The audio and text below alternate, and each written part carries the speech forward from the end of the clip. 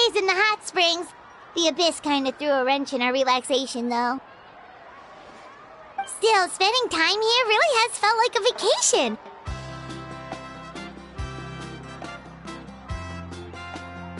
The Kaholosaurs are so nice and so fun to play with. Their bellies are super bouncy.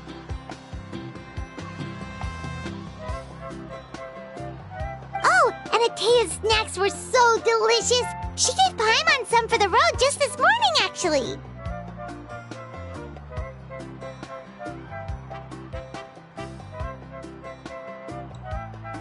Yelling at some kids who got caught throwing stones in the hot springs, so not much has changed since we first met her.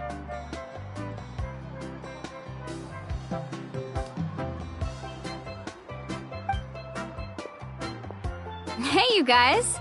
Sleep well last night?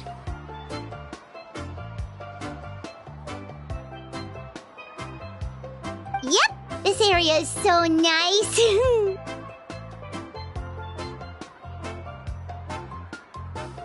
Glad you like it. I was thinking of taking you guys out to do some sea fishing.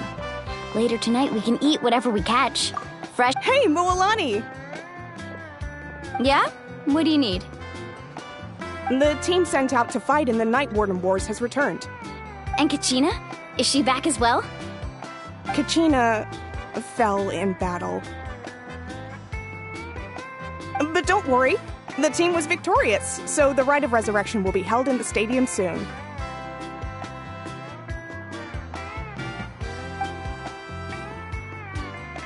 That's a relief.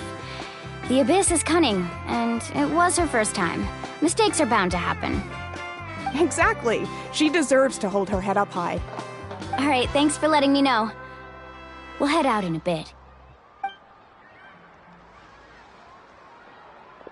Jeez, she sounded a little anxious there. Had me thinking it was bad news for a moment.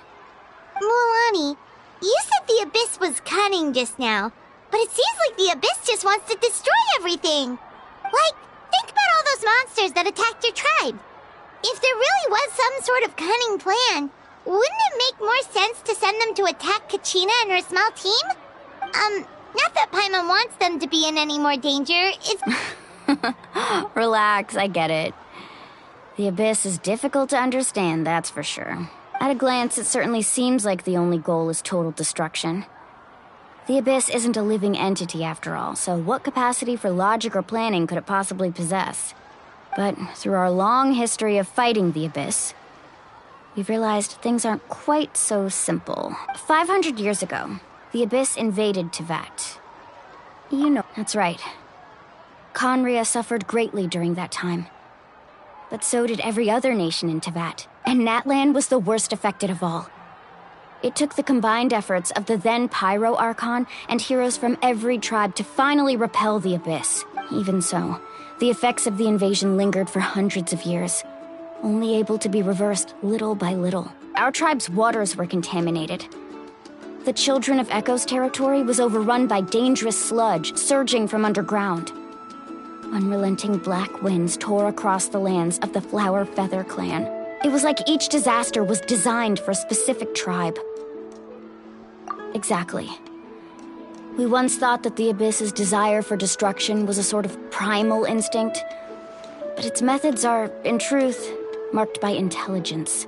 We now believe the Abyss has invaded the Night Kingdom, and has the capacity to read the memories of this land at any given moment. And that's how it became so dangerous and cunning. Almost like it knows you inside and out. Yes, and that's why we've been unable to fully eradicate it. Luckily, the problems left behind by the Abyss have been successfully addressed by the various Pyro Archons we've had over the years. Now every tribe is prospering and things are looking up. I mean, just look at what we managed to do a few days ago. We totally fought them off.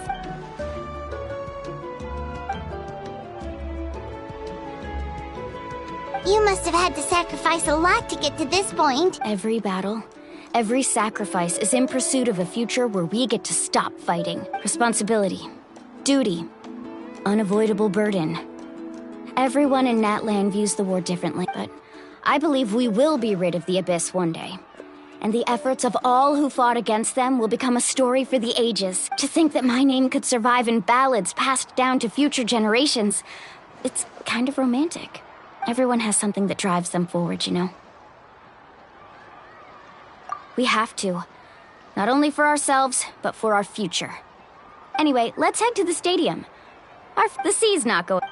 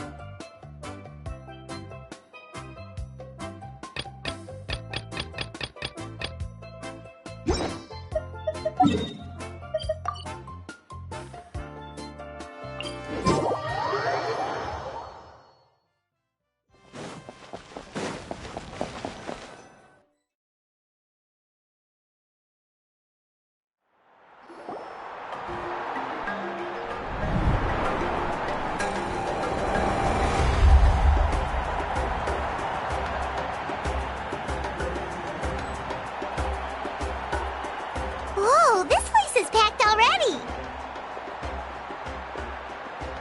Of course. No one's gonna miss out on the chance to welcome our heroes back from battle. It's their moment of glory. Kachina's gonna be so flustered. She's never had this many eyes on her before. Yeah, she doesn't seem like the kind of person who likes being the center. Looks like I'm just in time. Kenichi! Yeah, a commission ran longer than expected. Yeah, it's all taken care of. Our new friend here's got some tricks up her sleeve, by the way. She's just as strong as Kachina made her out to be. Hey, look! Is it about to start? That's right. Someone will come out and recite a eulogy, and then we'll sing the Ode of Resurrection together. Come on, let's find a spot with a good view. When the singing starts, just follow my lead and you'll be fine. Let's go somewhere higher up so Kachina can spot us.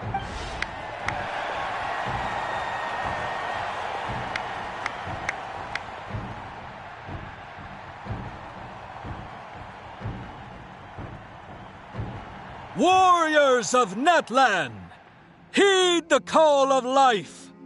We are the inheritors of memory and legend. Those who grew alongside sun and wind. Those who forged our own destiny and future. That is Natlan's fire, the lifeblood of our nation.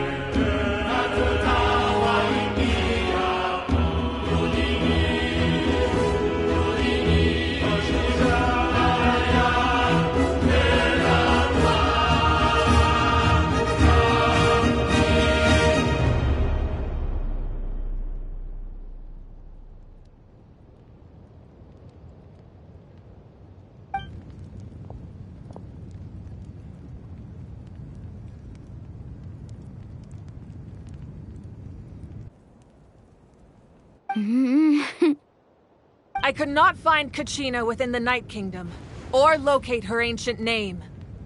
What? What does that even mean?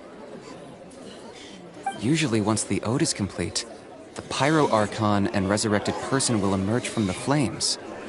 But something went wrong. What's going on? This has never happened before. Well, I think it's pretty obvious. Clearly, the team sent to fight the Abyss didn't win after all. Think about it. The Ode rekindles all victors. We've witnessed it countless times. Since the Archon couldn't find Kachina in the Night Kingdom, that must mean there's more to this victory than meets the eye. Hey! You just haven't gotten over the fact that Kachina beat you in the pilgrimage! Pathetic. The both of you. Your wild guesses are misplaced. We completed our mission. Maybe you did, but who's to say whether that little girl even contributed at all? Maybe she got scared and ran off. Why would the YUB recognize someone like her, even if she was on the winning team? How dare you insult a hero of Natlan like that? Kachina sacrificed herself to repel the Abyss. She doesn't deserve to be subjected to your vile rumors when she's not even here to defend herself. Calm down, Mulan. There's no point arguing with the likes of them. I can't just sit here and let them slander her like that. To insult a hero of Natlan, the person actually has to be a hero. You... Think about it, everyone. Who do you think is really at fault here? A girl who never should have even gone to war? Or the great Pyro Archon? Why would the rules of our nation suddenly stop working? That's true. If she wasn't revived, it must mean she failed to achieve victory. Maybe the YUB interpret victory in different ways? I mean, that girl didn't look all that strong to me.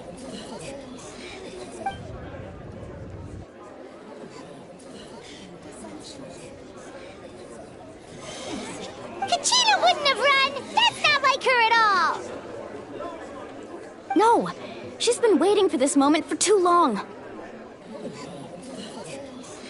No matter how daunting the situation, no matter how scared she might feel, she's always the first person to stand up and face it head on. We don't even know what happened, so don't you dare try to use this as an excuse to vent your anger or slander her reputation. Fine. We'll find out what happens soon enough. Then, we'll see who truly deserves glory. That's enough. There is no doubt about today's victory, or Kachina's part in it. She is a hero worthy of our admiration and celebration. However, the failure of today's ceremony is undeniable. Kachina has not been rekindled, and I offer you all my deepest apologies as I continue to investigate this matter. To prevent further casualties, I have decided to suspend the pilgrimage until this matter is resolved. What? No one is all-knowing. No one is infallible, not even myself. But doubt is a means by which we seek the truth, not a weapon we wield against others. I didn't mean it that way, Archon. If there are things you wish to clarify, then ask me directly. Doubt my answer if you wish. But now's your chance. You have concerns? State them. No, of course not. Even though I have said nothing to change your mind, then it would seem the truth never mattered to you at all. That guy doesn't even have the courage to answer the Pyro Archon's question.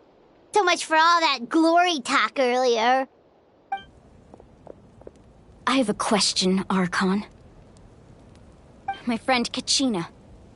Do you have any idea where she is? It's extremely important to me. I know you said you were investigating the situation, but I'm sorry, that's not enough. I've already shared everything I know. If you want to learn the truth and rescue your friend sooner, you should join the investigation. So, what do you say? Of course I'll join. In that case, come see me in the speaker's chamber. We should join them. Oh, and if it's not too much trouble, could you drop by as well, Traveler? I'd like to have a chat. Rest assured, everyone, I'll keep the tribal chiefs informed on the progress of the investigation. Once again, I apologize for the outcome of this ceremony. If there are no further questions, let's part for now. Did she just ask us to come along? I believe she did. Let's go. I'd like to know what's going on myself.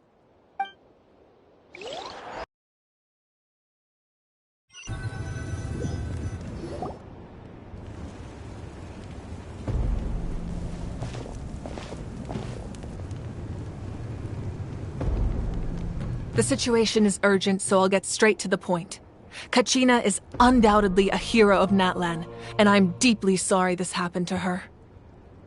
There's been unrest in the Night Kingdom, but I don't know what's causing it. As a result, I've been unable to track down her location. Until we find and address the cause of the unrest, the Ode of Resurrection will continue to be ineffective. And that means Kachina won't be able to come back? That's correct. Not until the problem with the Night Kingdom is resolved. How long will that take?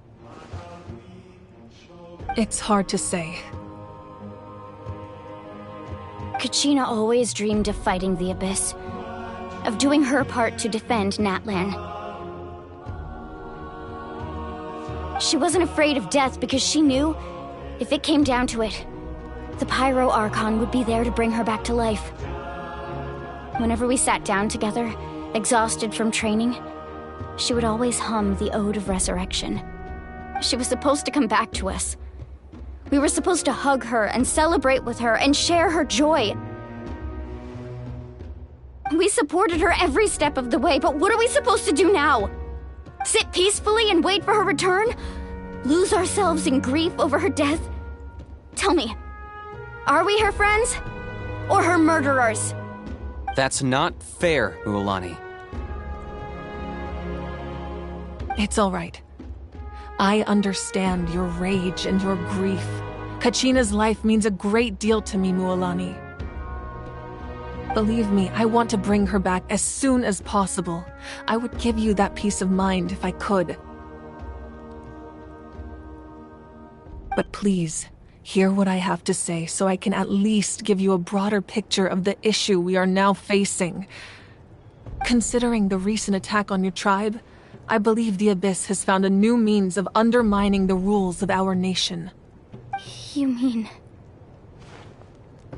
The Sacred Flame. The foundation of our resistance against the Abyss. If we continue to hold the pilgrimage and send teams to fight the Abyss, there will likely be more casualties. But if we stop altogether, the Sacred Flame will only grow weaker.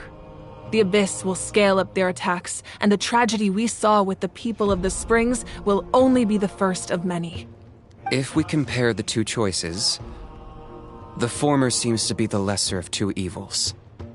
Sorry, I know that may sound harsh, but I bear the name Malipo.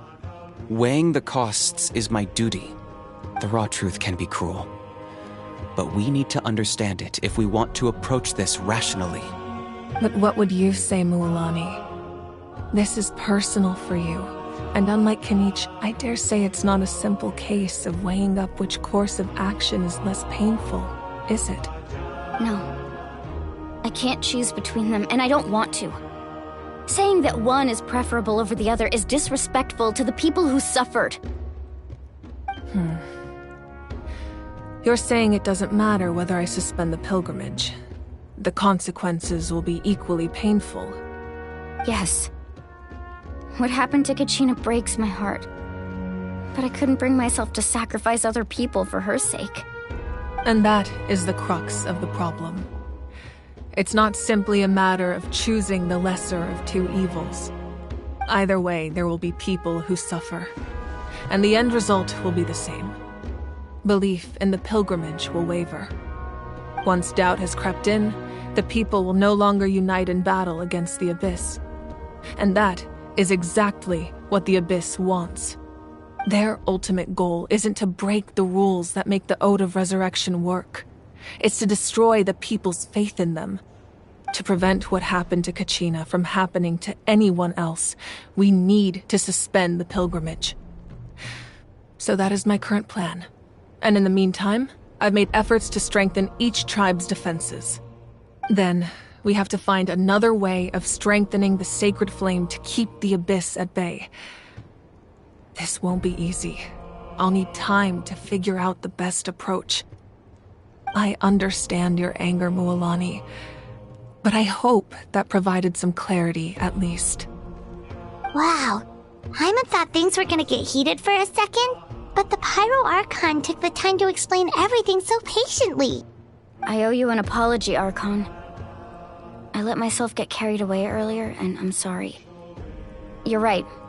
We need to focus on finding solutions. We could always hold the pilgrimage without sending a team to fight in the Night Warden Wars. That way, we would still be able to fuel the sacred flame. I've considered that, but the two events have nearly always been linked. Without the chance to fight the Abyss, pilgrimage rankings lose their prestige, and competitor numbers will drop. With fewer participants, the amount of contending fire produced will decrease, and the vicious cycle will continue indefinitely. So, essentially, the Abyss has taken Kachina hostage. You've learned about the concept of ley lines during your travels, yes? The Night Kingdom is something similar. Staying there for a short period of time shouldn't have an effect on the person. But with the Abyss in the picture, it's a different story. Your sense of self will be devoured, until eventually you become one with the sea of souls. Imagine pouring a cup of water into a rushing river. You can try to scoop up another cup, but there's no chance it will be the same water you had before. I won't sugarcoat it. That is the danger Kachina is currently facing. Just like you said, Archon. Both of these problems need to be addressed. You can focus all your efforts on dealing with the sacred flame. I will go search for Kachina. The Abyss poses the same threat to you as it does to her. It is very possible you will not return. Knowing that, do you still choose to go? Kachina's waiting for us to rescue her. That's all that matters. I failed to protect her during our campaign, but I can make it up to her now. I choose to go as well. Traveler? What do you think? Understood. Then I'll support you in any way I can. The Masters of the Nightwind have a technique that can extract an ancient name from the ley lines. If we can find Kachina's ancient name, I can use the link between them to pinpoint her position within the Night Kingdom. Then comes the hard part. You need to visit the Night Kingdom in person and rescue her. But isn't the Night Kingdom a land of souls? Can we even go there? Under normal circumstances, only the consciousness can enter. But there is a way to go there in person. However, know that the Night Kingdom will attempt to repel you, and the Abyss certainly won't leave you be. That's fine by me. Same here. Fighting the Abyss is nothing new for me. So, Paimon's the only one who's scared? Citlali of the Masters of the Nightwind once created an artifact that can be used to communicate with the Wyab. We call it the Spirit Speaker Stone. It was originally used as a ceremonial artifact wielded by the tribal chiefs, but that spiritual quality also means it can be used to search for an ancient name. That was the artifact I delivered to the Scions of the Canopy a few days ago. Didn't think I'd be hearing about it again so soon. Thank you so much for your help, everyone. Your thanks are unnecessary. I will offer you whatever aid I can, but your fellowship and courage are what will truly decide the success of this operation. Besides, you're the ones helping me. I can only focus on one thing at a time, after all. Traveler, I certainly didn't expect our first conversation to be so serious. I've heard all about your accomplishments. Ever since you arrived, I've been hoping to meet you and offer you Natlan's highest level of hospitality. Why? Why? Is that not what happened in the other nations you visited? Yeah, things were pretty complicated at the start. And, in the middle. But our reputation's solid nowadays. That's more like it. After all, I've heard you're someone who transcends fate. Perhaps even more than you can imagine. But we can talk about that some other time. Ideally, this would be the perfect night for a drink and some musical ambiance. But there are important things to be done. Oh, I almost forgot. Atea was wounded in the fight against the Abyss. She wanted us to give this to you. It embodies fond memories and my strength of will. That's what she asked us to tell you. She said you'd know what that means. I didn't think this day would come so soon. The flames of her life force. I can feel them flowing within the talisman. If things were different, the two of us could have enjoyed the hot springs together while she gave this to me in person. We're supposed to be hot spring buddies after all. But don't worry. This talisman means a great deal to me. I'll take good care of it, and once this is all over, I'll pay Atea a visit.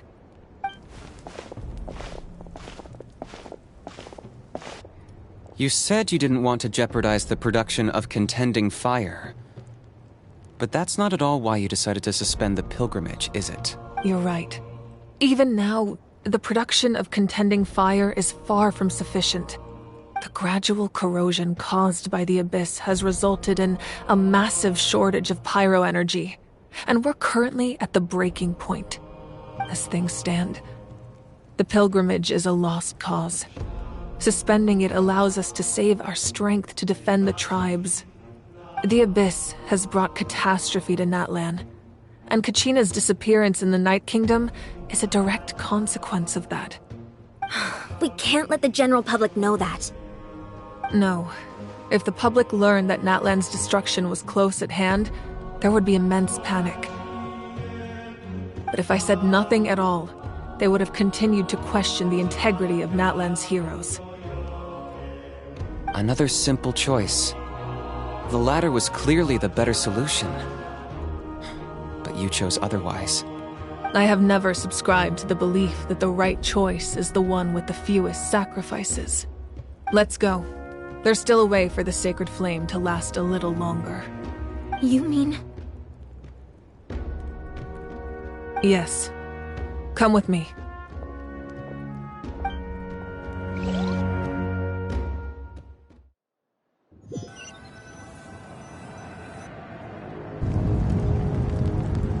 The sacred flame must never go out. Not only does it strike fear in the Abyss, but it's also the pillar of Natlan's stability. So until our heroes are ready, I will sacrifice my power to keep it burning. But that can only last so long. I think we should focus on the remaining ancient name-bearers. Don't let desperation cloud your judgment. Those chosen by the Wayab have already embarked on their destined path. It is for them to decide how that journey ends, not us. All we can do is support them. Even so, for you to make this sacrifice, it's not right. If not me, then who? No other is capable of sustaining the sacred flame. I possess great strength, but I'm not above my people. This is part of my duty.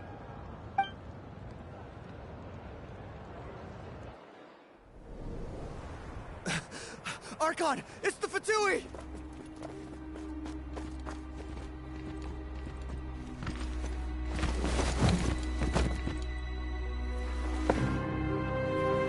The Archon of Natlan. A force to be reckoned with. The secret of the ley lines is no secret to me. Long have they been destined for ruin. And since the oath made 5 centuries ago remains unfulfilled, What use is the Gnosis in your hands? I don't know what you mean. But it sounds like this is about more than the Tsaritsa. In times of crisis, someone must pick up the mantle of salvation. Your plan has reached an impasse, and now it falls to me to create new rules for Natlan. But before the dawn of a new age, the old must be destroyed.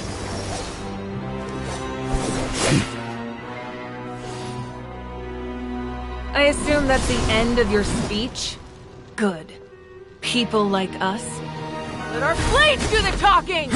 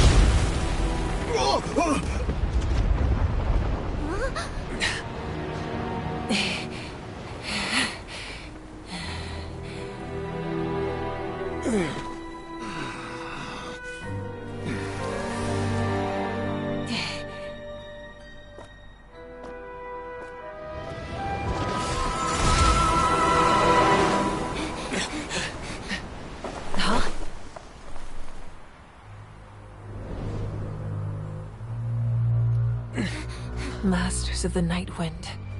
Send word. The captain and his followers must be apprehended.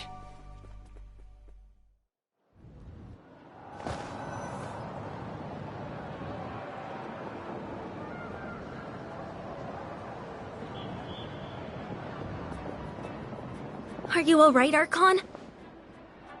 He was a formidable opponent. Exactly what I would expect from the first of the Fatui Harbingers. I never imagined someone could match you in combat. If the Tsaritsa sent him here, why would he bring up what happened 5 centuries ago? Yeah. And how much does he know about Natlan? The Harbingers are all driven by their own personal goals. The only purpose that unites them is collecting the Gnosis.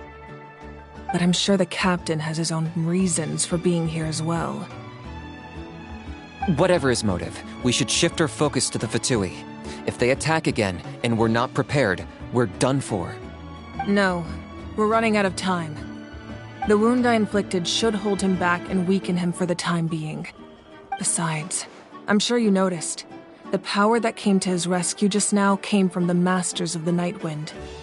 In other words, there are traitors among us. Not necessarily. This could prove to be a very valuable turn of events. When we exchanged final blows, I sensed an unusual presence within him. I'll need to investigate further. Kanich, go to the Masters of the Night Wind and look into who could have aided the captain. Speak to Sitlali. She should know. Of course, I'll head out right now. Do you still intend to... Yes, but fear not.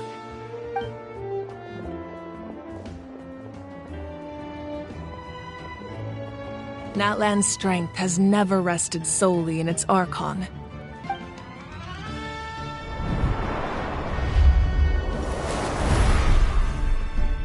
Together we foresaw the only path that leads to our nation's future. We must trust in that vision now.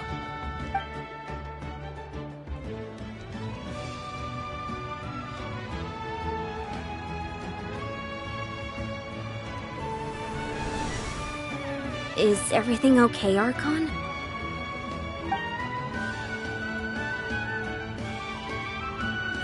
Completely fine.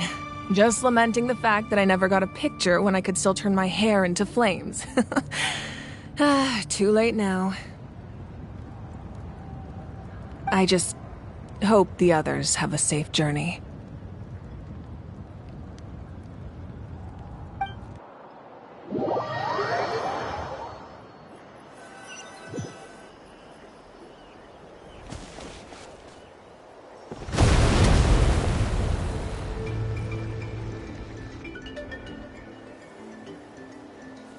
What's happening at the stadium? Did something explode? It feels like the Archon unleashed her power. She must be fighting a formidable opponent. Should we go back and check what's going on?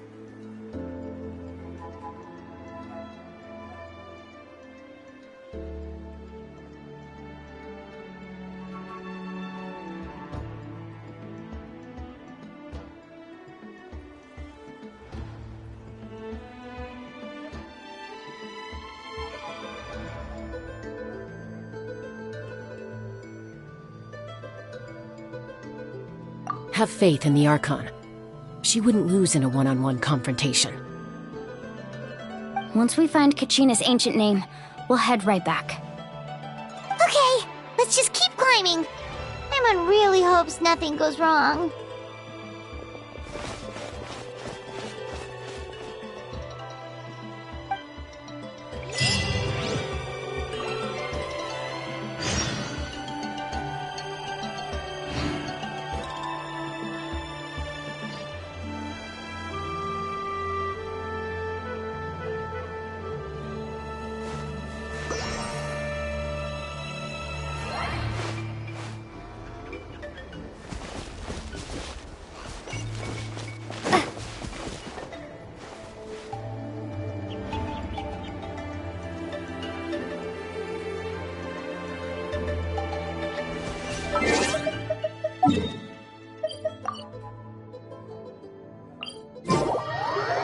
That's Wyna, the tribal chief. Let's head over to him.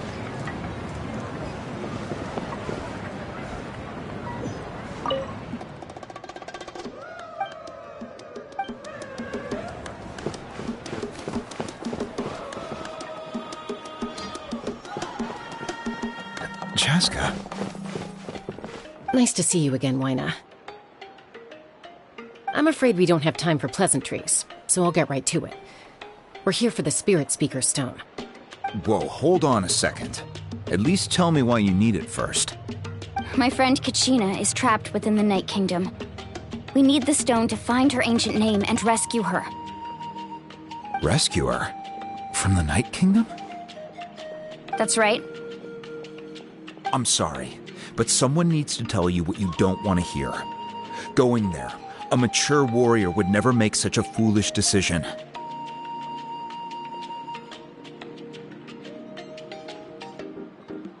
The nature of battle is unpredictable. You never know how it's going to end. Losing a friend is tragic, but when that happens, the best thing you can do is focus on how to prevent further casualties. I appreciate what you're trying to say, Chief Wyna. But if the price of maturity is abandoning a friend in need, I'll choose foolishness any day. If Kachina's still holding on, then so will I. I thought you might say that. Is something wrong, Wyna? This doesn't seem like you. Life isn't complete without taking risks. That's always been your mantra. It's nothing. The Night Kingdom is a dangerous place. Can't blame me for checking if you were up to the task. If you're that determined, far be it from me to stop you. Here's the stone. keep it safe, okay? It's not like we have a spare. Thank you. Huh. Seems like you two go way back.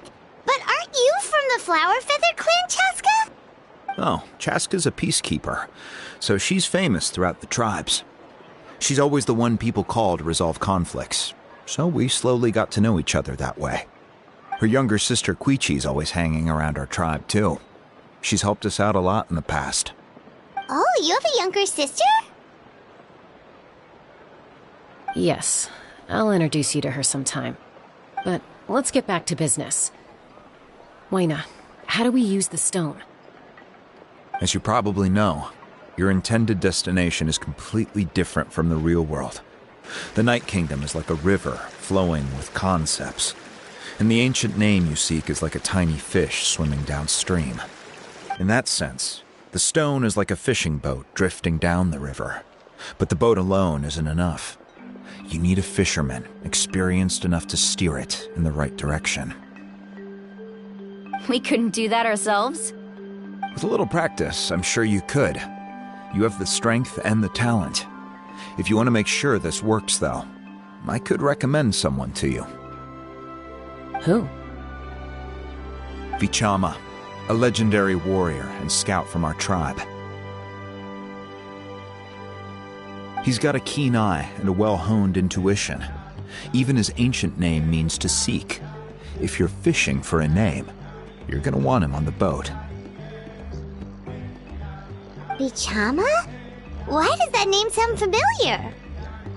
He's one of Auntie Atea's hot spring buddies. I've heard stories about him. Where can we find him? Ever since Malko passed, he spends most of his time gazing out at the scenery from the cliff tops.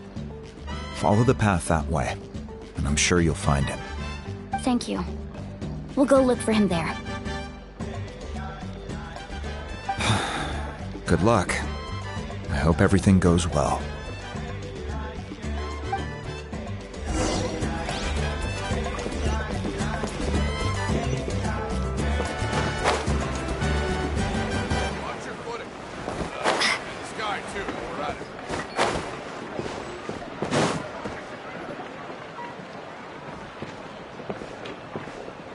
Someone admiring the scenery from the cliff tops. Ah! That must be him! Hello there, are you Vichama? That's me. Did you need something?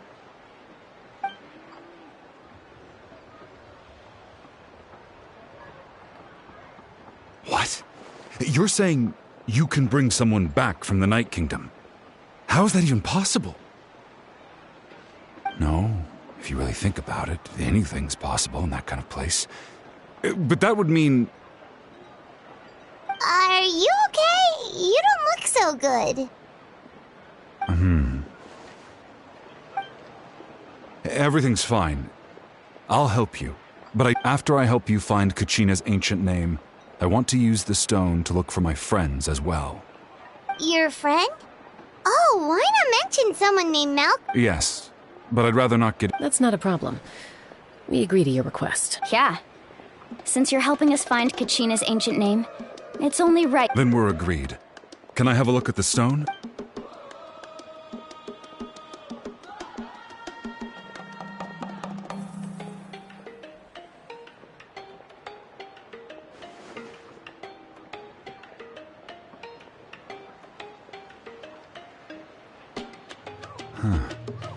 I see.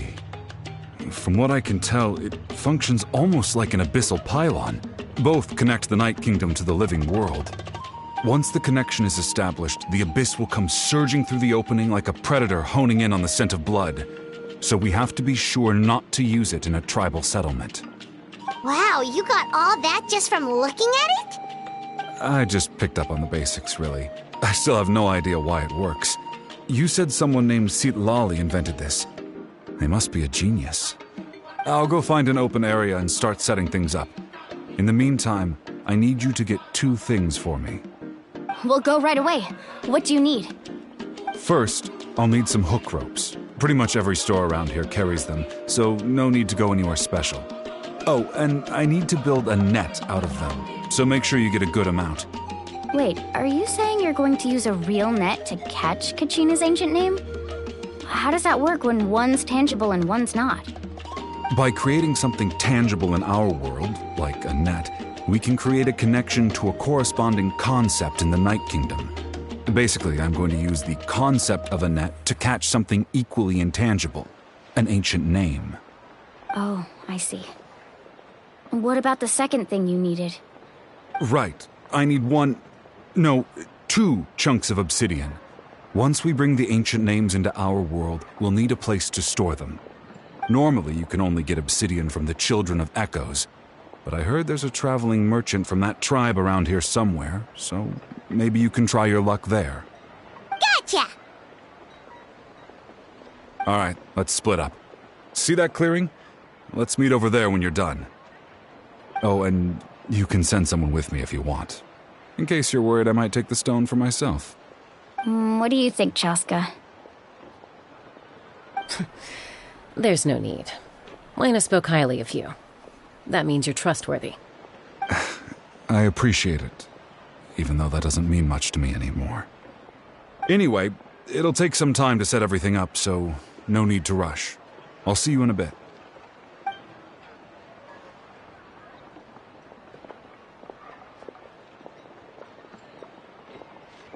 What an odd guy.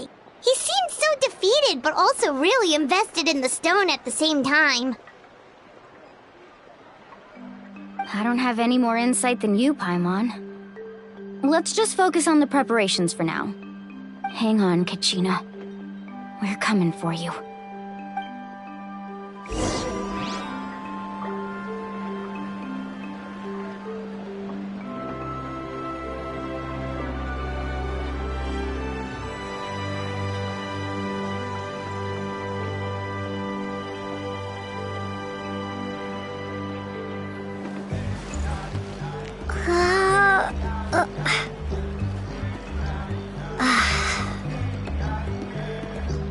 Watch your footing.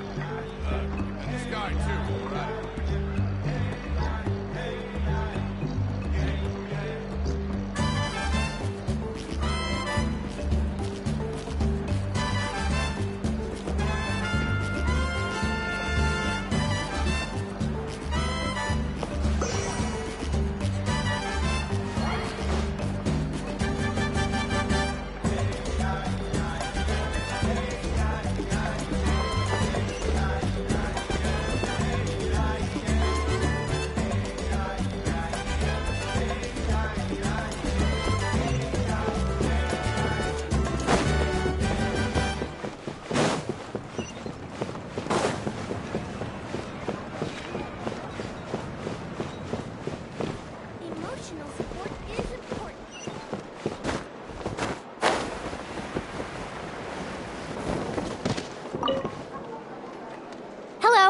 Do you have any hook ropes for sale?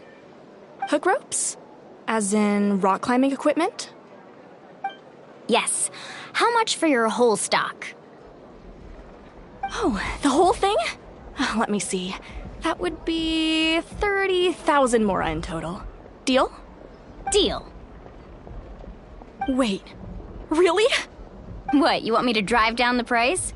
We just need these as fast as possible. Thanks. Oh, no problem at all. I'll even pass along some information on the house. These ropes are usually used by rock climbing enthusiasts. If you want to learn, Roka's the person you want to ask. All right, that's everything. Here you go. Now we need the obsidian. Let's go talk to the traveling merchant Bichama mentioned.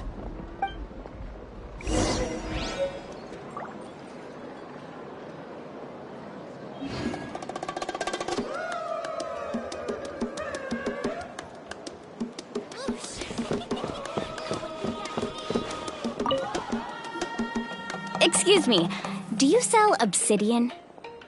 Why, yes. I've got a chunk for sale right over there. Perfect. Is that the only one, though? We actually need two. That might be tough. Tell you what, I'll take a look through these boxes over here, and we'll see what we can find. Thank you so much. We'll wait here.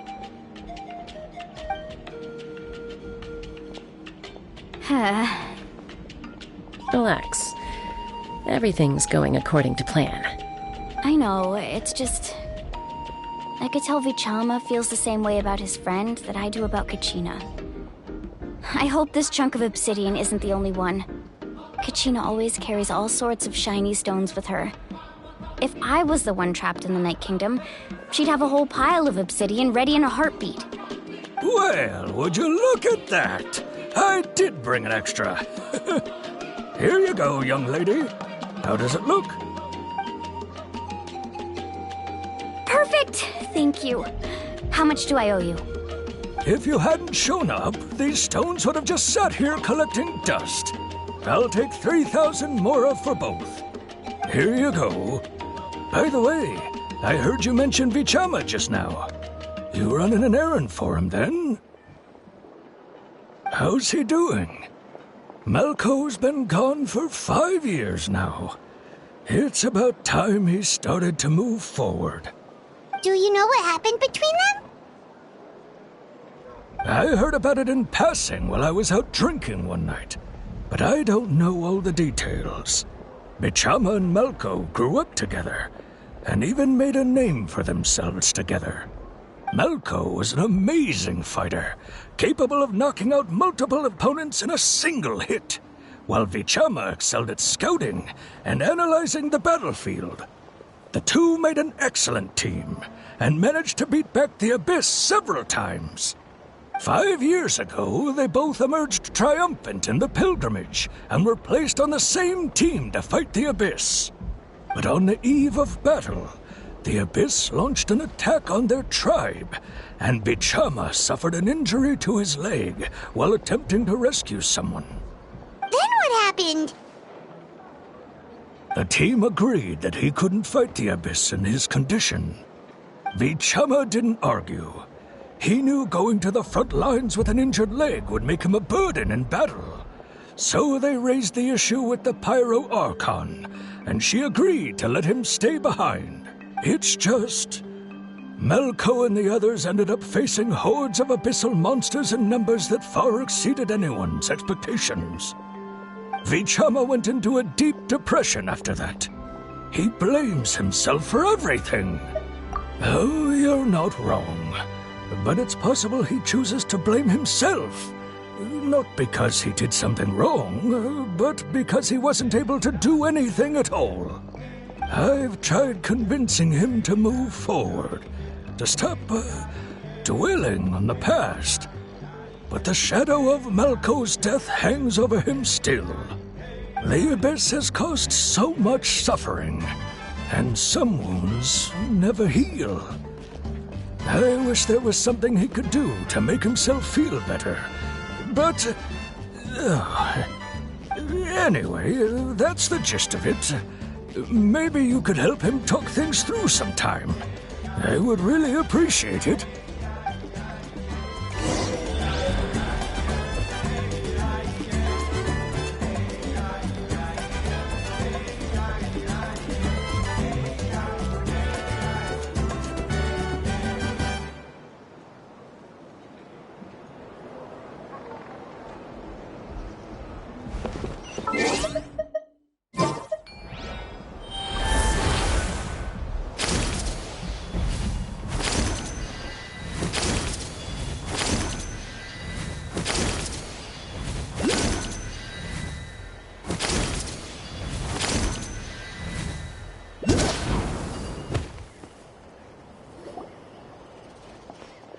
Did you get everything?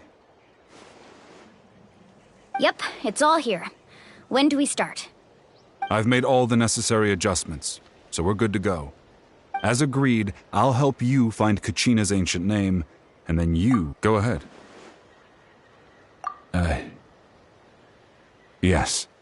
After Malco fell, I scoured the battlefield to see what happened. It turned out he wasn't bested by some impossibly powerful foe. He was dragged to his grave by the sheer number of enemies. If I had been there, I would have been able to sense the danger. I could have warned them not to advance. I've always blamed myself for what happened. But when you told me about Kachina, I realized there's a chance Malko might also be alive, fighting for survival in the Night Kingdom. But that happened several years ago, right? The Pyro Archon said all life within the Night Kingdom eventually becomes one with the Sea of Souls. There might not be much hope, but I still have to try. Malko and I promised each other, even if we never managed to root out the Abyss for good, we would fight together until the end. All right, let's get to it. I'll start searching for the conceptualized version of Kachina's ancient name. If you see any fragments scattered around the area, please collect them.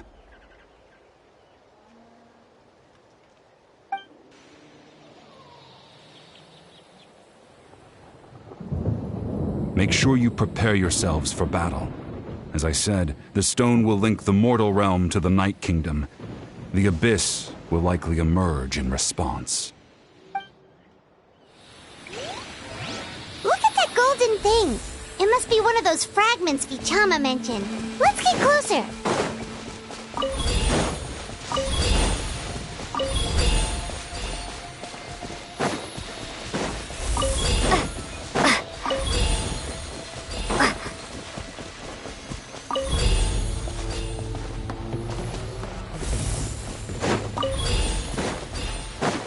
Whoa, monsters incoming! Watch out, everyone!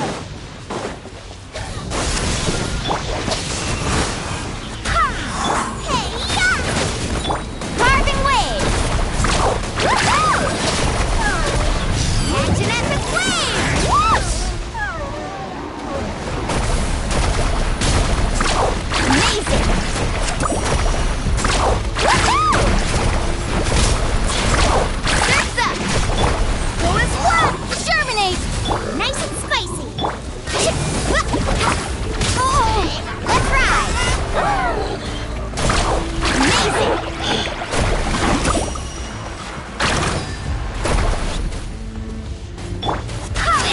At the frog pit, it's... Scatter! Woohoo! How much longer, Vichama? Not long! We're getting close!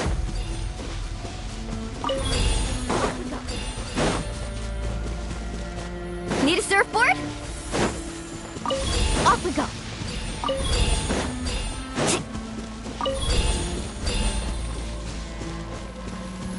Faster!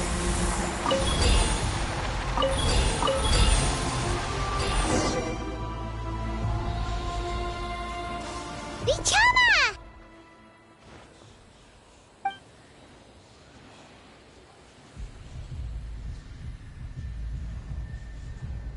Quick! Take it!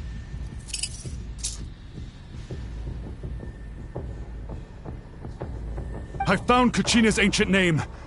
Hang in there, Malko. Just a little longer. Something's not right. The power of the Abyss is getting stronger. The Abyss is corroding his body. Vichama, you can't keep going. You'll die. I should have died 5 years ago. I just need a little more time. Please, I'm almost there. Thank you.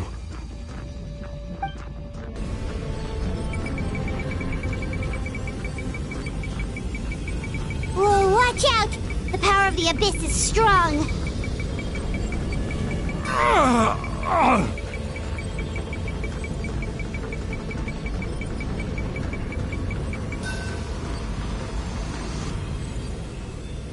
This power.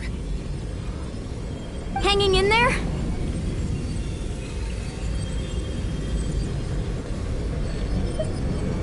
Malko. No! Why can't I find him? Why? We can't wait any longer.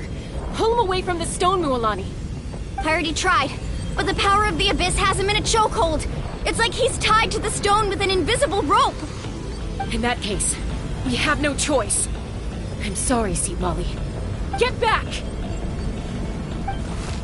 Chaska, wait!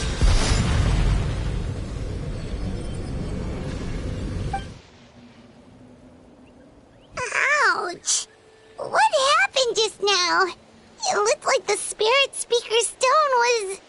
The stone's power was spiraling out of control. The only way to stop it was to destroy it. You were all caught in the shockwave of the explosion. You might feel dizzy for a while, but that's normal. Give us a heads up next time, will you? You're lucky we managed to dodge it in time. I thought I said to get back. Yeah, barely a second before you made it go poof. Not everyone has your reflexes, Chaska. We were this close to getting dragged into the explosion. Okay, I'll be more careful next time. At least Kachina's ancient name is still in one piece. Wait, where's Vichama? Vichama! Vichama! I couldn't find Malko's ancient name. It must be completely gone by now. Once your ancient name disappears, there's no coming back. From the very beginning, I knew there was a slim chance, but still. And now, it's too late to save him. From the minute he left that day, it was already too late. Vichama. I'm sure he's heard enough condolences over the years. Let's just give him some space. Huh? What's that in your hands, Vichama? It looks like something's glowing! Huh? This is...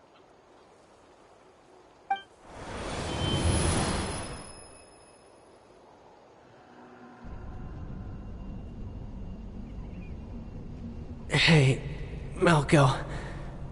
Got any strength left? Not enough to swing a sword, but to say a few last words? Sure. Too bad. No one will get to hear them.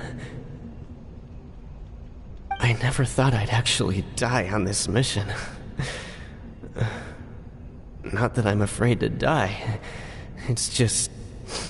hard. Thinking about my mom's face when she hears the news. Guess I have something to be thankful for then. My parents died a long time ago. They won't have to mourn me.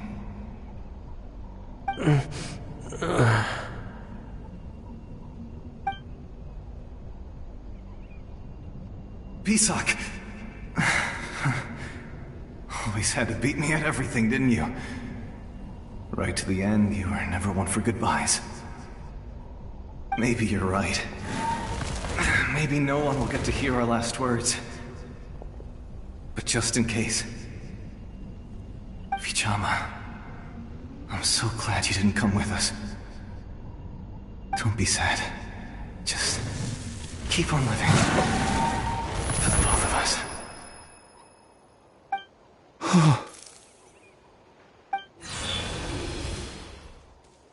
Was that a memory?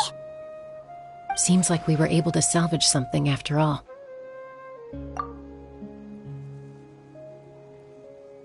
Of course. Seeing him, hearing his voice again, it makes me unbelievably happy. But it also brings with it an even deeper pain. A deeper pain? What? Malko was always the type to put on a brave face. But in that memory just now, his hands were shaking, and his smile was forced. For all these years, I regretted not being able to fight alongside him to the end. And now I know, at the end of his life, he was thinking the same thing. Vichama. I'm fine. Actually, I heard Chief Wyna wasn't really on board with your plan to go to the Night Kingdom. When you asked for my help, I hesitated too. I knew helping you find your friend's ancient name meant leading you one step closer to danger. But I also understood why you had to try.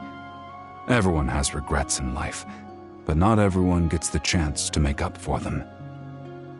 Once allowed to fester, guilt strips us of our most valuable qualities as warriors. In that sense, we might as well choose the braver path from the very beginning.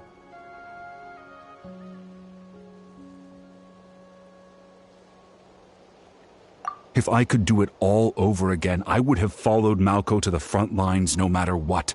Even with an injured leg, there were still things I could have done. That way, even if the outcome stayed the same, I still would have fought alongside him to the end. There are critical junctures in life, and if you don't seize the chance to act, there's no going back. That's something I had to learn in hindsight. But you're still at the crossroads of your journey, so I hope you can walk away without regrets. Thank you, Vichama. I feel even more determined now. Kachina will come back to us. I'll make sure of it. I promised I would find her, and I intend to keep that promise. That's good to hear. Strange. My body, it's... Once abyssal corrosion enters the body, a portion will fuse itself to your internal organs. Even though the Traveler possesses powers of purification, the corrosion can never be fully eradicated. Thanks to her, though, you are only briefly exposed. Slowing your breathing and controlling your emotion should help you keep the symptoms in check.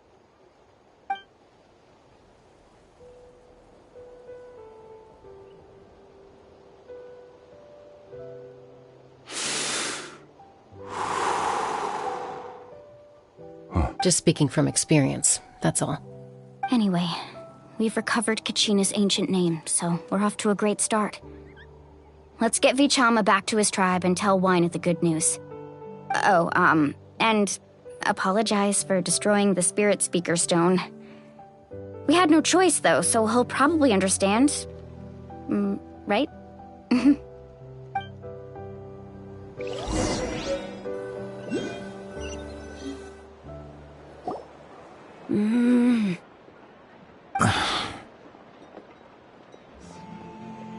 Koichi, are you really gonna just stand there like that? I don't know what you want from me. I think you know exactly what I'm trying to say, Uncle Wyna. I can hear it in your voice. Honestly, it's just one thing after another with you two. They're back. Koichi? What are you doing here? Don't play dumb with your own sister. You know exactly why I'm here. My apologies, everyone. I just need to borrow Chaska for a few minutes.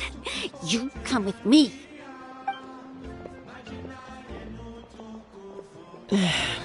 I'll be just a moment. Who is that? Koichi, Chaska's younger sister. Although the two aren't actually related by blood, it's kind of a long story. It's not really my story to tell, but I guess it's not a secret. You see, Chaska was actually raised by cuckoo sores. She was afflicted with a rare disease when she was a child, and abandoned in the wild as a result. The Abyss found her out there, all on her own, and tried to devour her. But in the end, all that did was trigger her will to live.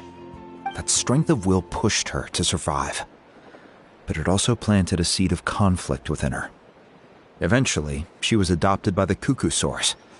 Wherever they went, she followed, getting into fights right and left. For some reason, Paimon can totally imagine that. Well, when Chaska finally returned to human society, it was Koichi's parents who adopted her.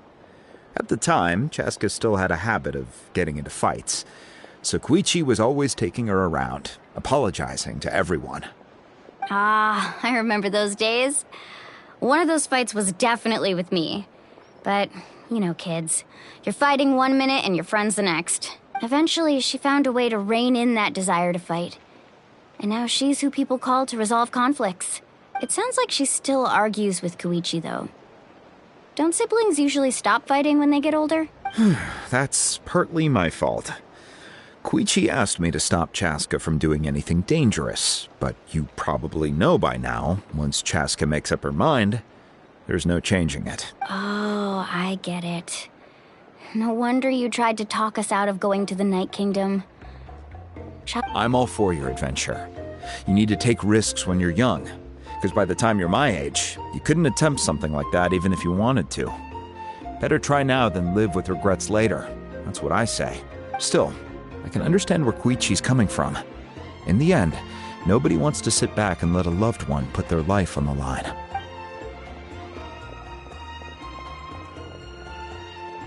All right, it's just the two of us now. You have 1 minute to explain yourself. I don't have anything to say. You don't have to approve, but you should know I only do what's necessary. That attitude is exactly the problem. It's like you don't care. You try to sneak off to the Night Kingdom behind my back and then play it down as if it's just a trip abroad. Well, technically I am going abroad, right? Again with the excuses! We agreed, didn't we? There are 4 levels of danger. If it's not something urgent, you can only engage in level 2 danger and below. You can only go up to level 3 if a situation is so dire there's absolutely no alternative. But a trip to the Night Kingdom? If that's not a level 4, I don't know what is. And you were just going to sneak into the place without saying anything. What do you mean, sneak into the place? I always planned on walking in there with my head held high. You bought off Uncle Wina, didn't you? He promised me he'd stop you from doing anything dangerous. Oh, it's like he didn't even try. You feel like he went back on his word. What if I told you my mind was made up, and there was nothing he could have done? Not even by force. Oh, I knew it! So he did try to say something, but you didn't listen. This is important. If you were in my shoes, you'd make the same decision. You don't know that? I'm a doctor, and I handle logistics. If you're going to waltz into a dangerous situation where you could lose control at any moment, it's my duty to say something. All right, whatever. Anything else? What do you mean, anything else? Why don't you reflect on what you've done and promise me you'll stay put? Time out. Is this one of our normal arguments or a serious one? Chaska, does it sound like I'm joking? Then you need to know something. What happened to Kachina was partially my fault. I can't leave her there to die. That's not who I am. But the person you become when you lose control, that's also not who you are. That's a different issue. You said it yourself. A person is only as good as their morals. If I want to live in Natlan, I need to display qualities that make me worthy of this nation. I've also told you that managing your condition is equally important. Sometimes you have to make sacrifices. All right, let's stop this here. If we keep going, I might actually have to get serious. And I think Wina prefers his roof attached to his house. Is that a threat? That sounds like a threat to me. Koichi! Younger sisters are supposed to listen to their elders. So, you're really going to go, no matter what I say? I'm supposed to be your sister. Then support me.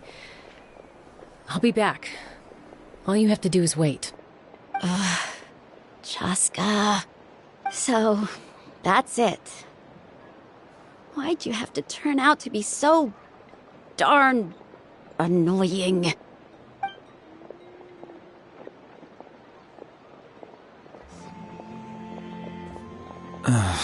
You two are something else. Something you wanted to say? I know you aren't related by blood, but you two sure are similar. Really?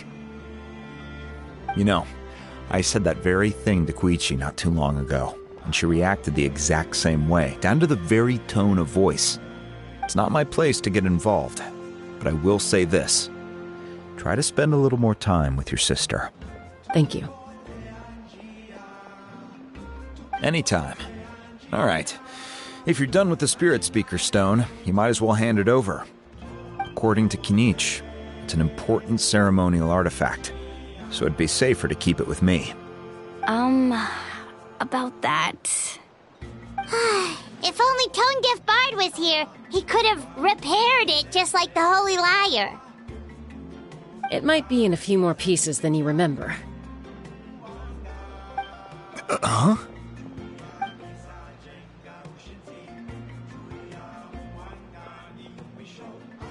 I see.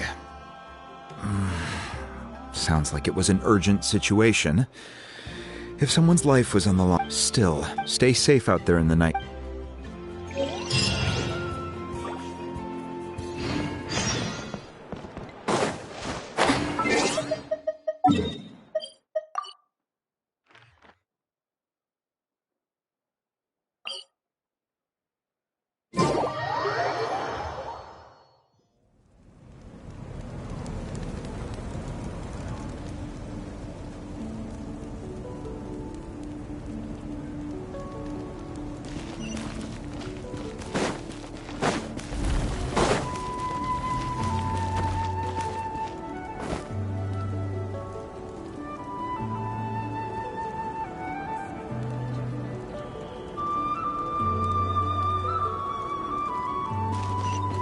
Let's ride!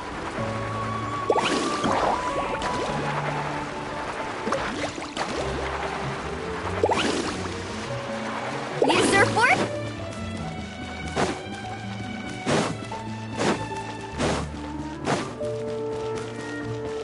Carving waves!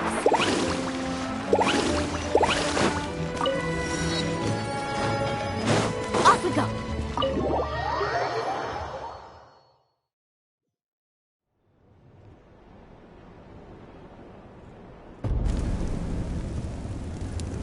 We're back! We found Kachina's ancient name, too! Well, it's fairly complicated.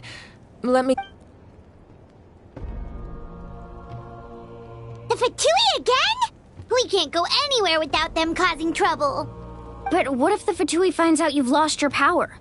Won't they try to take advantage of the situation? That's why it has to be our little secret. No one else can know, or we're asking for trouble. Look, I wish I could offer you some sort of consolation, but I won't lie to you. With multiple factions closing in, there's nothing comforting about the situation we're facing. Still, all you need to do is focus on your goal. You can leave the complicated matters to me. I can also step in on the Pyro Archon's behalf. There's a limit to what I can accomplish, but I'll help you however I can. There's no need to be so modest, Yan-san. Your incredible strength has long been a well-known fact. You're the pride of your tribe. Archon, I'm sorry about before.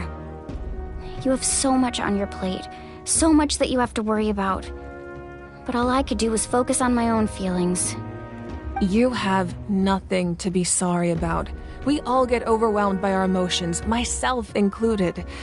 Your reaction to Kachina's disappearance, I understand that feeling very well. Well, now that we have Kachina's ancient name, let's go track her down. Follow me.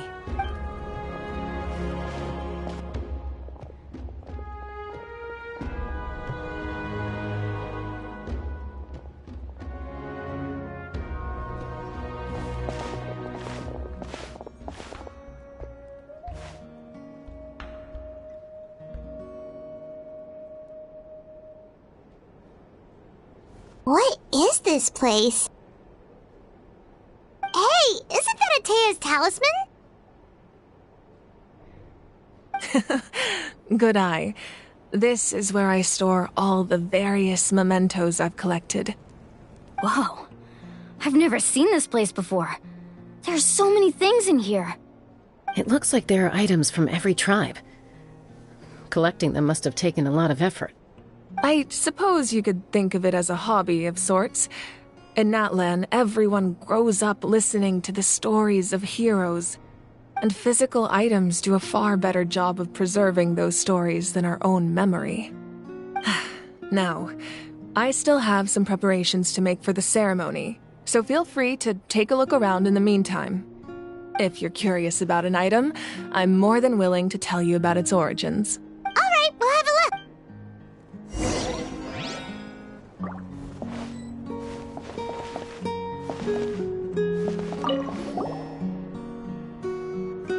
There are so many jars and pots. No, those belong to the Masters of the Nightwind. They're ceremonial tools used to amplify the ability to communicate. Yamaya is an expert in this field, and she taught me a lot. Even though she appears stoic and serious, she actually has a keen sense of humor. The tools you see here are quite traditional. Her students found them outdated, so she passed them on to me. The contents of the jars aren't all that special. Oh, except the big jar in the middle. That's what she really wanted to give me. Ooh, must be something really cool. What's inside? Grape juice. Huh? It's quite tasty, although probably expired by now.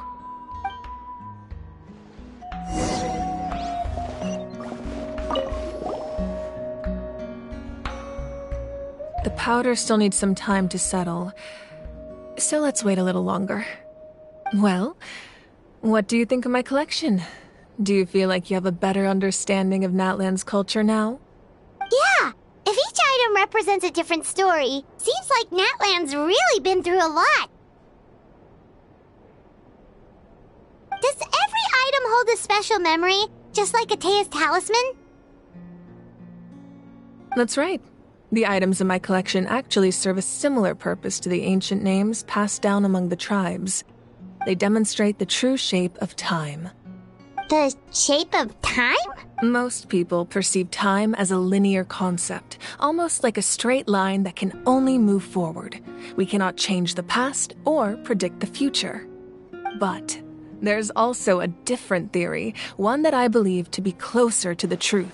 Namely, that the past, present, and future all exist at once. At once?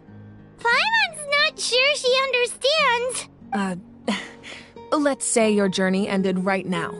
Thinking back exactly, even at the end of your journey, the things you experienced along the way don't cease to exist. Take out a portion of that journey, and you would likely make very different decisions. An event, the future, is the same way. It exists even though it has yet to come to pass. We just lack the means to perceive it. Of course, there are those with the power to foresee the future. They simply call it by a different name. That does kinda make sense. Humanity excels at living in the present, but too often we forget the past and neglect the future, while the pilgrimage and the Night Warden Wars lead us to a better. Only by uniting the people of Natlan across countless eras can we fight back against an enemy as formidable as the Abyss. To come up with such a set of rules, the first Pyro Archon must have possessed a level of insight I can only imagine. That's correct. At first, he was a mortal man with no special power. After he ascended to the divine throne, he used it to borrow power from the heavens and establish the rules of Natlan, namely a framework through which ordinary people can ascend to Archonhood. By holding the pilgrimage, we're able to determine the strongest among us. And when that person ascends to the divine throne, their inner flame will awake. In addition, the sacred flame will grant them significant knowledge and memory of this land. After all, that's how I came to know everything I just told you. So, it all comes down to the power of the divine throne and the rules. Wait, is that a family portrait? Yes. That's my mother, father, younger sister, and the little saurians we raised. I turned a piece of my dad's leather armor into a canvas and commissioned a famous artist to paint our likeness. Your sister is so cute! It looks like the two of you are really close. Paimon was having a hard time thinking of an Archon as an ordinary person, but seeing this portrait, it kind of makes sense now. It really doesn't look like there was anything special about you before. Oh, wait, is Paimon allowed to say that? A little late for that question, don't you think? Sorry! Paimon's so sorry! Paimon's mouth works faster than her brain sometimes! It's all right. I'd never get upset over something like that. No matter what others may say, my past is a precious part of my identity. Becoming the Archon doesn't mean you sever ties with your family. The position just comes with a lot of responsibilities, so it impacts how often you get to see them. My father made the most delicious stew, so my sister would often bring me a large pot of his cooking, and he would sit on a blanket and eat it together. One time, we didn't close the door securely, and the saurians we were raising ran into the room and knocked over the entire pot. My sister immediately burst into tears. The two troublemakers were going for the meat, but when they saw my sister's distress, they froze on the spot. I still remember the way they laid there, sulking like a pair of children, even after making such a mess. It was frustrating, but in the end, all I could do was comfort my sister and move on. Wow. Isn't that what being a family is all about? I think about that story a lot, actually. As the Archon, I made a vow to defend this nation, and experiences like that, they remind me exactly what I'm trying to protect. Well, what happened after that? This portrait looks pretty old. Your sister must be all grown up by now, right? I believe she ended up working as an architect and artist. She built many houses and crafted many beautiful works of art. Anyway, that's enough about me. Now that the powder is settled, we can begin. Ian-san, Mulani, Chaska, over here, please. Place the ancient name up there, and then we'll begin.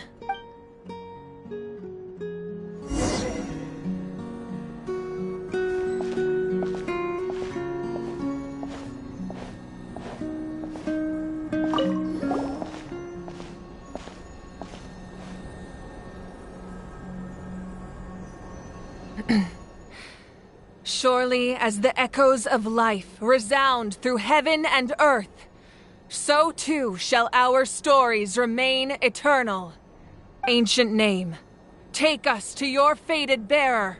Allow her to answer our call.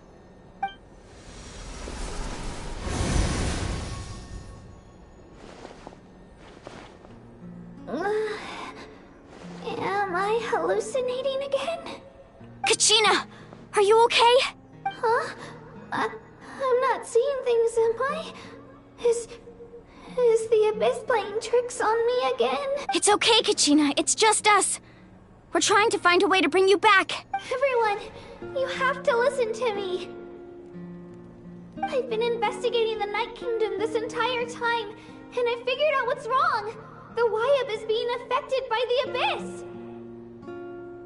I was waiting for the Wyab to send me back, but then this really strong monster came in and it almost killed me. The Wyab saved me, even though its power is weakening, so I've been hiding from the monsters while trying to find a way to help. The Night Kingdom has become a huge mess, though. I keep hearing these awful sounds and seeing really horrible things. Don't listen to those sounds, Kachina. The Abyss is trying to strip you of your sanity. All you need to do is stay safe and wait for us. We'll be there shortly. It's okay. I feel so much better now that I've had the chance to talk to you guys. You don't need to worry about me. I've never been strong or special at all, really. So I don't blame anyone for forgetting about me or leaving me behind. Just knowing you care is more than enough. I'll find a way back. You don't have to put yourselves in danger to come rescue me. You're always like this, Kachina. Now's not the time to act tough. We're coming for you, and that's final. I don't know what lies the Abyss has been feeding you, but I'll tell you something right now. Nobody here sees you as a burden. You're a victor of the Night Warden Wars, a hero of Natlan. All you need to do is wait for us to rescue you, and you'll get all the applause and recognition you deserve.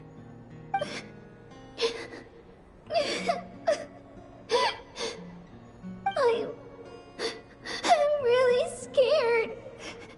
Everything's so dark and creepy here. Still, I don't want you to put yourselves in danger because of me. I don't want to hold anyone back ever again. All you need to do is place your trust in us, just like you always have. No one fights alone. We're not leaving you behind. Yeah, we're so close. We can't call it quits now. Be careful. Looks like we've lost contact. Now comes the most dangerous part. You have to traverse the Night Kingdom in your physical form. This entrance to the Night Kingdom was left behind after an abyssal invasion. Even a brief amount of time inside could expose you to corrosion. I know. I'm prepared for that possibility. All right. Then I wish you all the best. I'll tell Koichi to be ready just in case. She's very experienced in dealing with abyssal corruption. That face you just made. Don't tell me you two got into another argument. No, I just feel bad for creating more work for her. I'll go with them too, Archon. The more people, the stronger the party. Thank you so much for your help, everyone. It really means a lot that you're willing to brave these dangers with me. There's no time to lose, so let's get going. Now that I've lost my power, I won't be able to provide much practical support. But I can still keep an eye on the situation from here. Eon-san, I know it's unlikely, but if you encounter a situation you can't handle... That won't happen. I hope not.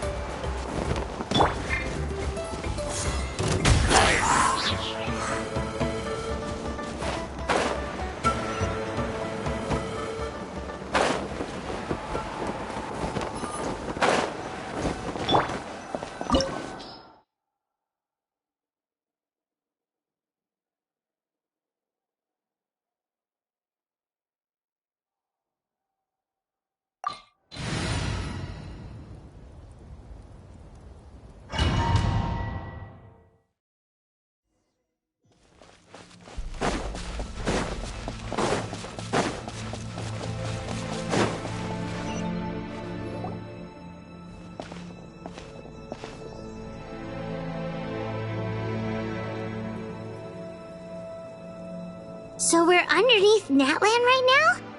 It looks nothing like Paimon was imagining. That's because in the distant past, Natlan was home to an incredibly advanced civilization ruled by dragons. Humans only established their own society after the fall of the dragons. So these are Saurian ruins?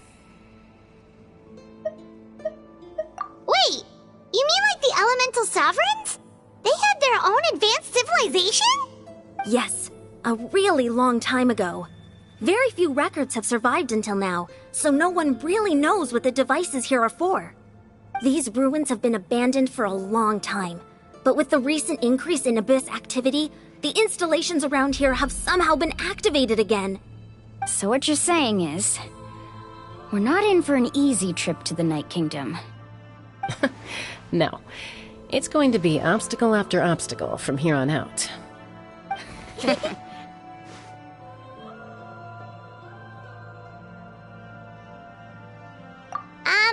Why are you all laughing like that? It's creeping Paimon out.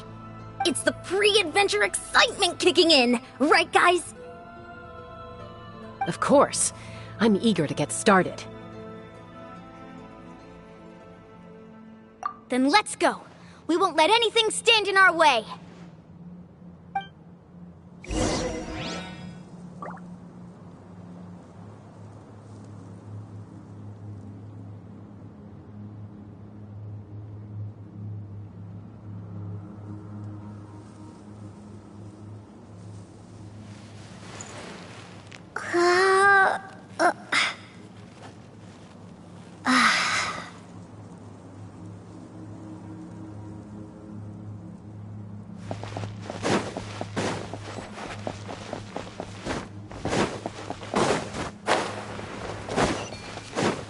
seems like the road ends here.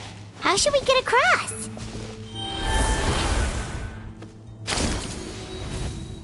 As a professional trainer, I think you could stand to build up your endurance, Paimon. Professional trainer? Paimon thought you were a warrior from the Collective of Planning. Well, that goes without saying. But I actually work as a sports coach. I provide professional guidance for many of Natlan's popular sports. And I don't just mean physical training. I design nutrition. Those guys look familiar. We've fought them before. Let's go. Show no mercy.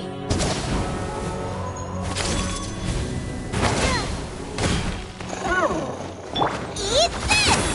I swear by my sword! Let's ride!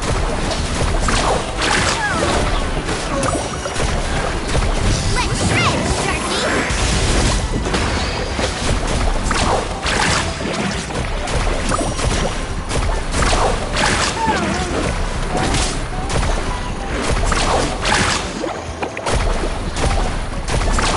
Amazing! Nice and spicy! Faster! Woohoo!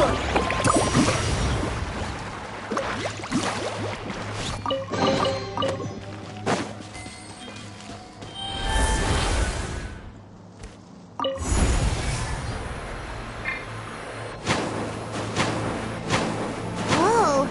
The place we need to go seems really high up.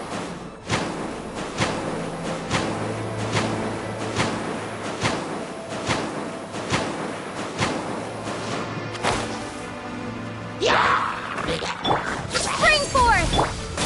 Go as one! Boba, get them! Carving wave! Surf's up! Woohoo! Hey, yeah! Barbados, guide us. Let's ride!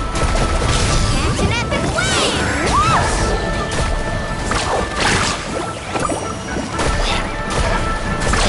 Surf's up!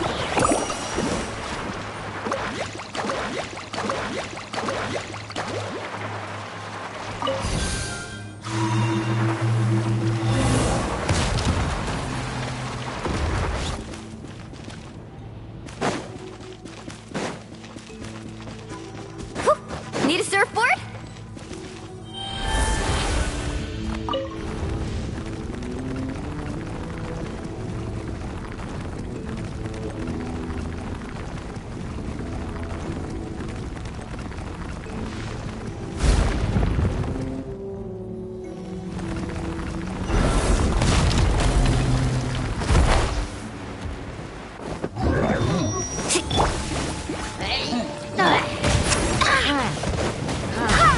Carving wave!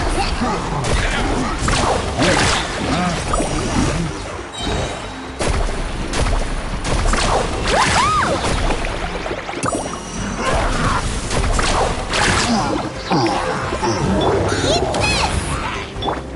I swear by my sword! Faster! Let's shred, Amazing! Surf's up!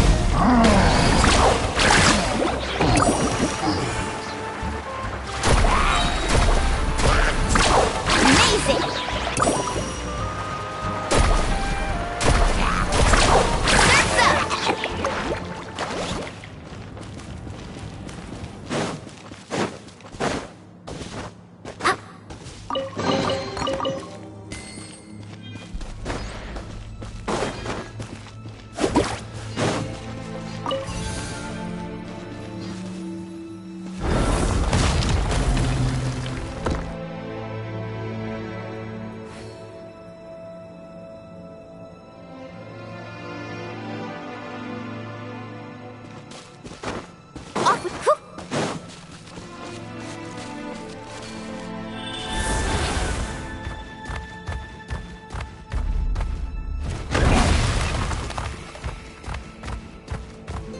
This is the final stretch.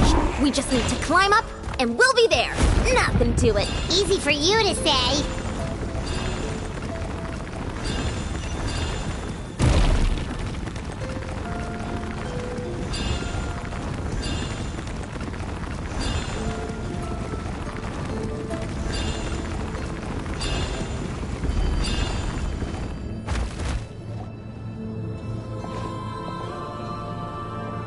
This must be the entrance the Pyro Archon told us about. The one ripped open by the Abyss. Yes. There's something in the depths of this place that feels familiar, yet also foreign. We actually have to go in there? Okay, Paimon just needs to psych herself up. Don't push her through before she's ready.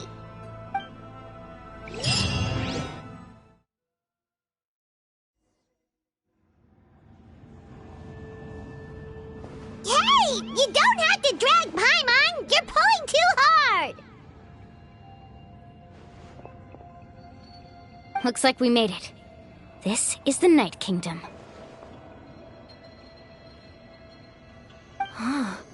It looks so different from what I imagined in the stories. That overflow of energy is probably what trapped Kachina here in the first place. From this point forward, everything we know about the real world no longer applies. Anything can happen here. Paimon's more worried about how we're gonna make it out. We obviously can't go back the way we came. Do you see that patch of light on the ground? It's shining down from that fissure in the sky. Oh yeah, right in front of us. So that's coming from up there? Just like I said, our real-world knowledge doesn't apply here.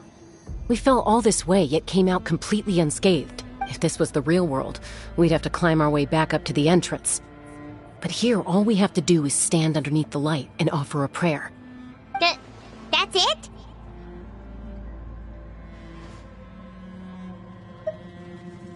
You really think that little of Paimon? That's not even why Paimon asked! So that means all we need to do is find Kachina and bring her to this location. Exactly. This light is streaming in from the real world. It's a link between the two realms. The terrain looks difficult to navigate, and the visibility's not great either. How are we supposed to find Kachina in these conditions? Yeah, these floating black things don't look super friendly either. Those are all manifestations of abyssal power. Be careful. Ghost! A talking ghost!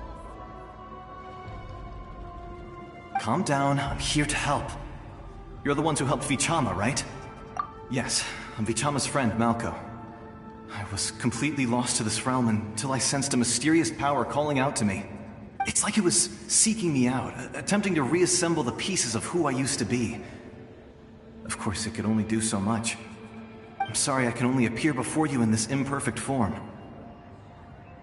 No, we should be the ones apologizing. If the Spirit Speaker Stone hadn't become corrupted by the Abyss, we could have done much more. But we had to destroy it. Otherwise, Vichama and his tribe would have been in danger. Of course. Thank you for protecting him. I never imagined that, even after all these years, he'd still take such a risk for me. Under the power of the stone, it felt like our souls were connected. Turns out even our regrets were exactly the same. Whether in triumph or death, you want your best friend by your side. Exactly. That may not be in the cards for us, but it's not too late for you. You're looking for a young girl from the Children of Echoes, right? She's being chased by an embodiment of abyssal power. I'd like to help her while I'm still in this form, so follow me. Be careful. This place has been severely corroded by the Abyss. Paimon didn't realize it had gotten this bad. It's like a seething volcano ready to engulf our world at any moment. Ouch! Quick, get back here! You can't go wandering off. Stick close to me. My power will be able to ward off attacks for the time being.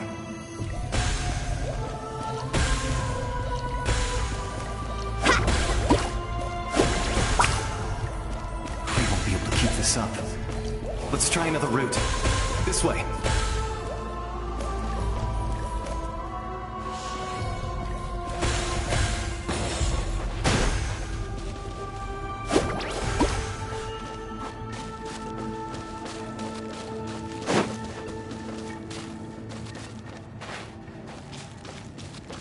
Not good. More monsters. We shouldn't waste our time on them. Let's ride! Check this out! That's the launch!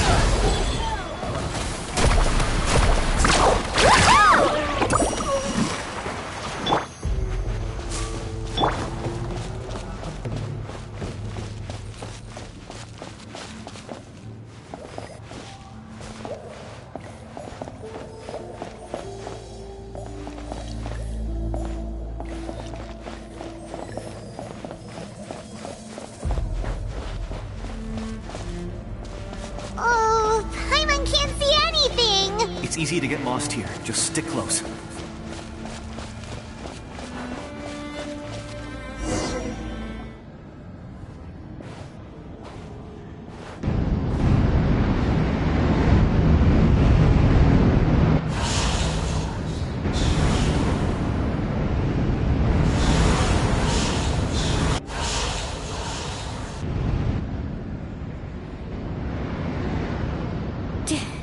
Did you hear that? What? Never mind. It was probably just my imagination. Don't scare Paimon like that! I heard it too. It was a voice from the abyss. What did it say? Doesn't matter. It certainly doesn't harbor good intentions.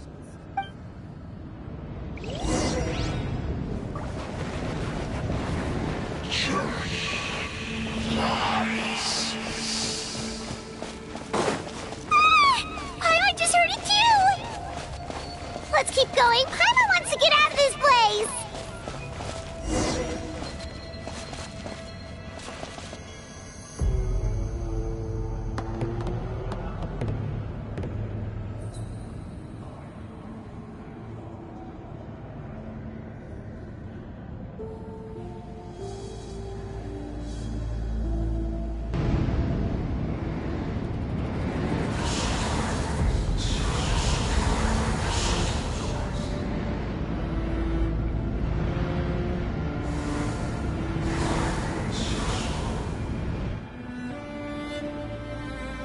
We're here, Kachina! Honey, you made it! Looks like our reunion will have to wait until we take care of these monsters. Good idea. Let's go!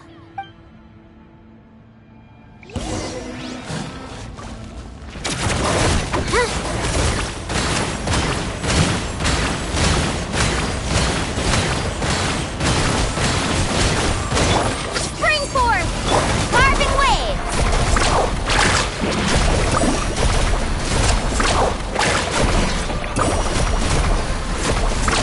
Amazing! Right here!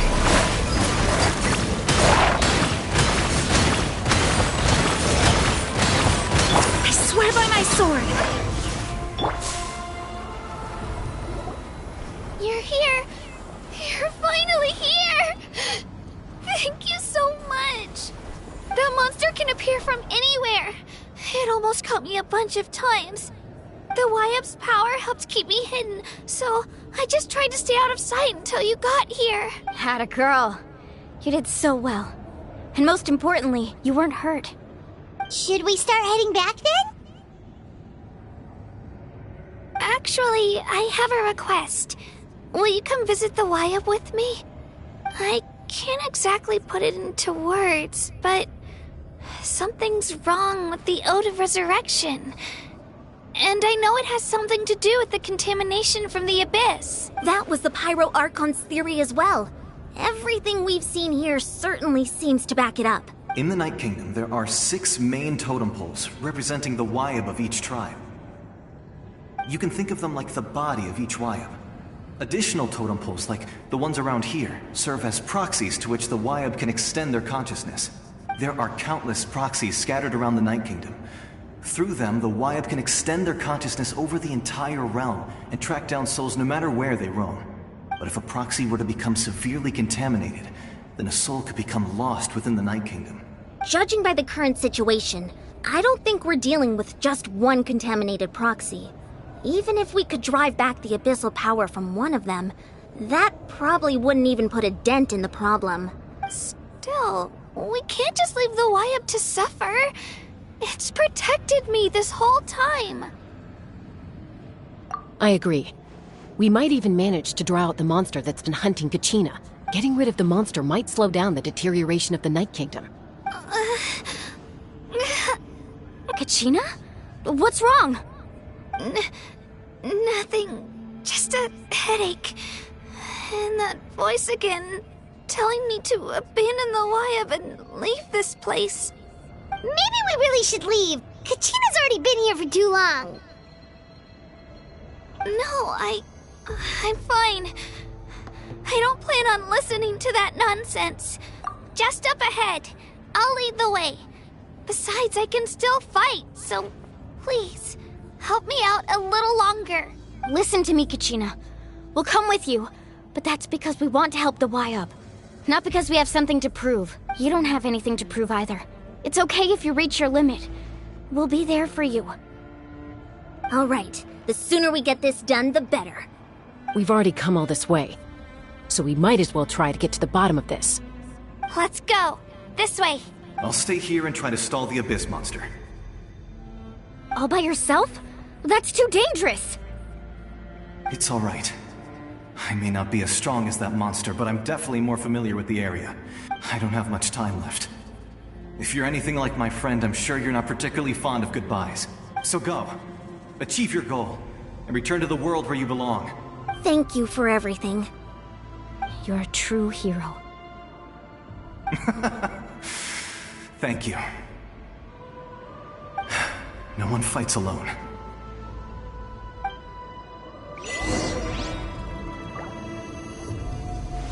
Does your head still hurt?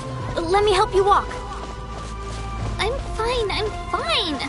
You should know I'm made of stronger stuff than that.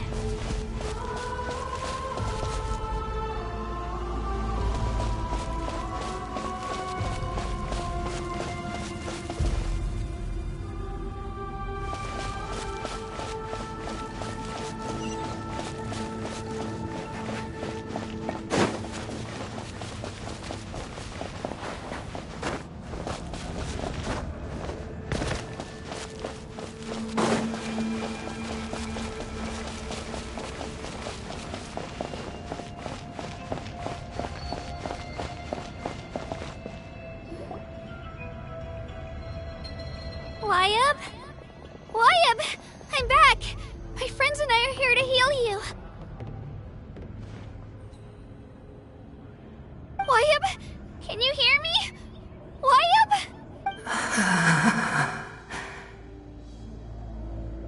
So we were right. The contamination is already too severe. It's preventing the Y-Up from answering our calls. All right, get ready, everyone. Time to purge the abyssal energy from this place. Careful. We've got company. Already? You really think that puny soul could slow me down? Courage in the face of futility is pure folly. He tried to get in my way, so I disposed of him. You killed Malco? He would have dispersed with or without me. Rather than worrying about him, I would urge you to focus on yourself. You may have defeated others of my kind in the past, but underestimate me now, and it will be to your peril. No, the power of the Abyss is intoxicating. The destruction it seeks captivates like a masterful work of art. I strive only for the opportunity to see it up close. I thought this naive little girl was an exception, but it turns out humanity is full of lambs willing to offer themselves up to the slaughter. That is the tragedy of your short lives. You understand nothing of all-encompassing power. Ancient names, pride, friendship, all empty ideas invented to give you a false sense of self-worth. They possess no power at all. The Pyro Archon created those grandiose ideals out of pure selfishness. Anything to avoid sharing power. Anything to avoid handing over the primordial gift to ordinary people like you. Don't believe me? Then ask yourself, why is the Pyro Archon strong beyond measure, while you, Kachina, remain so pathetically weak?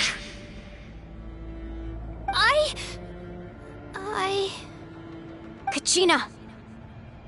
Give me your hand.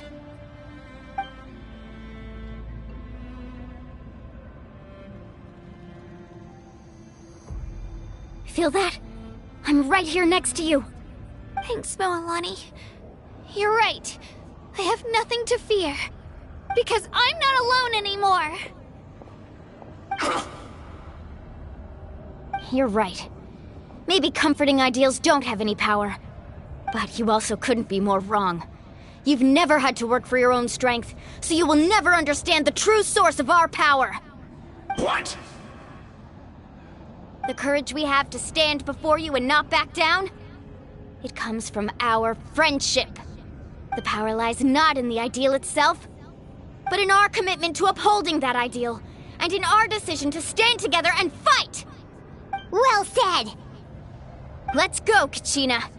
It shouldn't take more than 2 of us to handle an enemy like this. Sorry in advance, but you deserve what's coming to you! There aren't many in Natlan who can beat us when we're together. It's time he got a taste of that kind of power.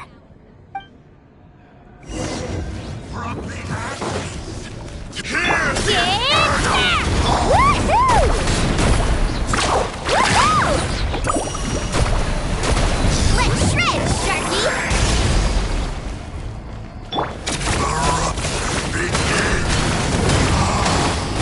How brightly burns the truth!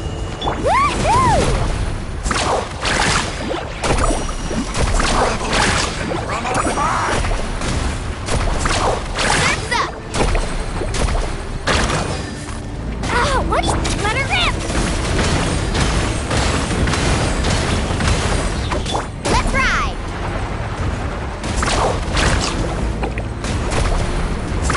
Amazing!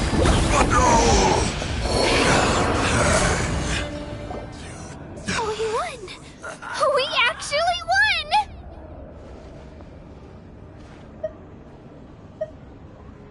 That's what he gets for underestimating you two. Fantastic work, Kachina! Absolutely fantastic! This makes me so unbelievably happy. I'm happy too, Mualani. Together we really are unstoppable! Huh? What's happening?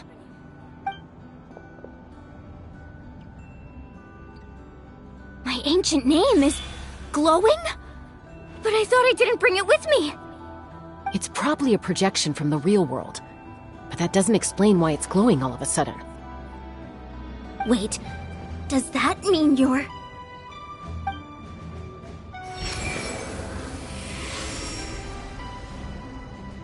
That was a bold move, diving headfirst into the fire to save your friend, especially in a place so overrun with abyssal corruption. Still, seeing you pull it off was really something. Everything you said was exactly right. As isolated individuals, we stand no chance against the power of the Abyss. It took years' worth of scars and lots of unnecessary suffering for me to understand that for myself. The Pyro Archon's plan will unite us as one. Everyone has a part to play. Only then will we have the power to defeat the strongest of foes. Who are you? Tupac, a warrior from the people of the Springs. I fought against the Abyss during the invasion 500 years ago. I've heard that name before. You were the giant who saved all of Natlan. Since you were able to awaken my words from your ancient name, that means you have fully embodied the aspirations of the Wayub. Under the name Umoja, you shall unite the tribes and save Natlan from its impending doom. Me? As long as blood still runs through your veins, even the tiniest spark of steel against stone can ignite a flame. Its blaze will become one with our vision for Natlan. Even amid everlasting darkness, our bonds remain eternal.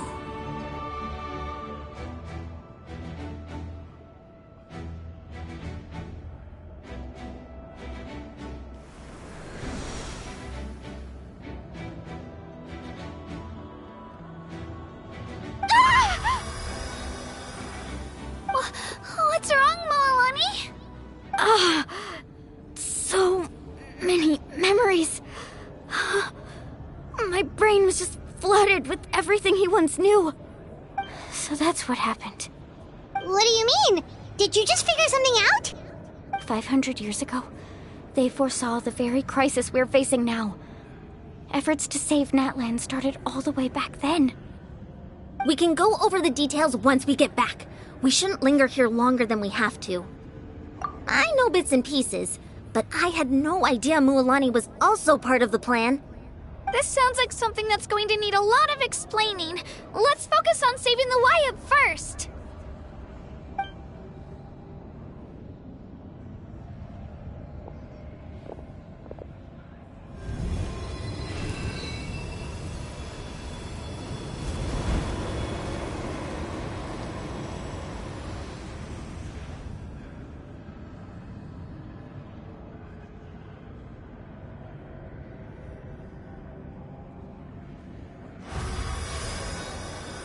Okay, that should be enough. Wyatt? Can you hear me? I hear your voice, Kachina, my dear child. Great. Well then, I'm afraid it's time to say goodbye. I just wanted to make sure you were okay before we leave, but we can't afford to stay here any longer. I was going to ask why you bestowed an ancient name upon someone like me, but it's okay. I'll keep searching within myself for the answer. I'll never stop trying to improve my strength. One day, I'll live up to the hero you saw in me. You are already an outstanding child in my eyes, Kachina. No matter what happens. Huh? You are all my most beloved children. It has always been my honor to protect and nurture you. Your ancient name is just that. A name. Much like your parents chose to name you Kachina, I also gave you a name, but it need not define you. Focus on who you want to be. You are already worthy of your name. Now, you need only devote yourself to becoming a better you. The story of your ancient name is for you to continue. Just like your parents, my love for you will never change. No matter what the future holds.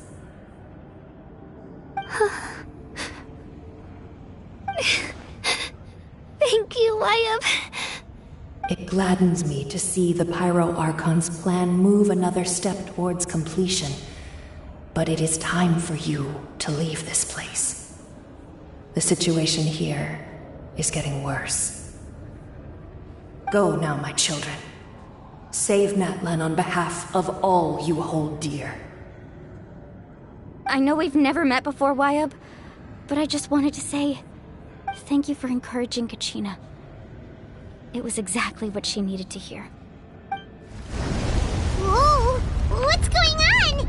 An earthquake? We're out of time. It's the power of the Abyss. Quick, we need to run!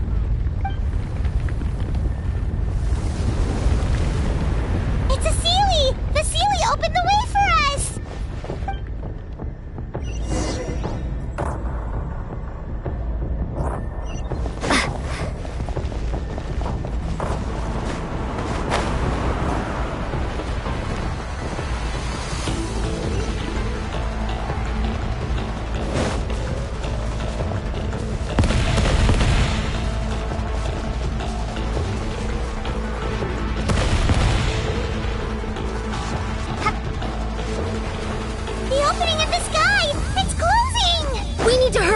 Or we'll be stuck here!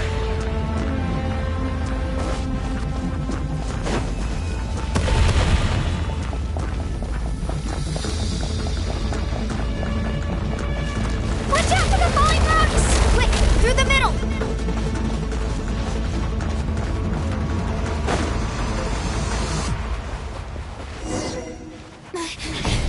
Come on, faster!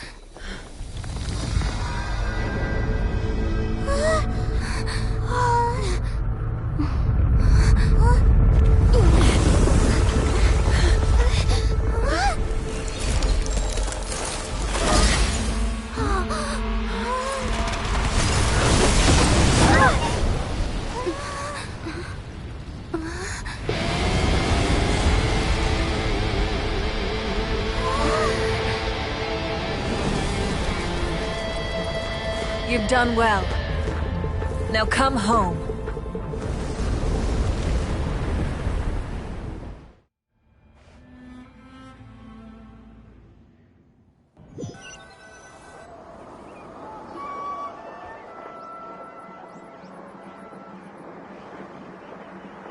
We're back!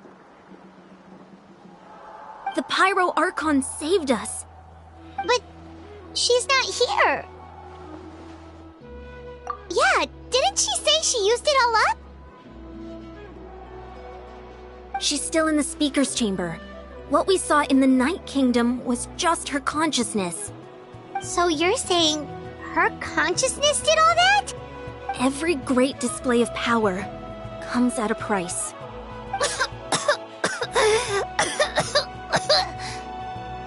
You must feel terrible, Kachina. Just hold on. We'll get you to a doctor soon. Let's get back to the stadium. The Pyro Archon said she'd have a doctor waiting for us. I recommend getting a full checkup, just to make sure no damage gets left behind. Paimon feels okay. What about you, Traveler?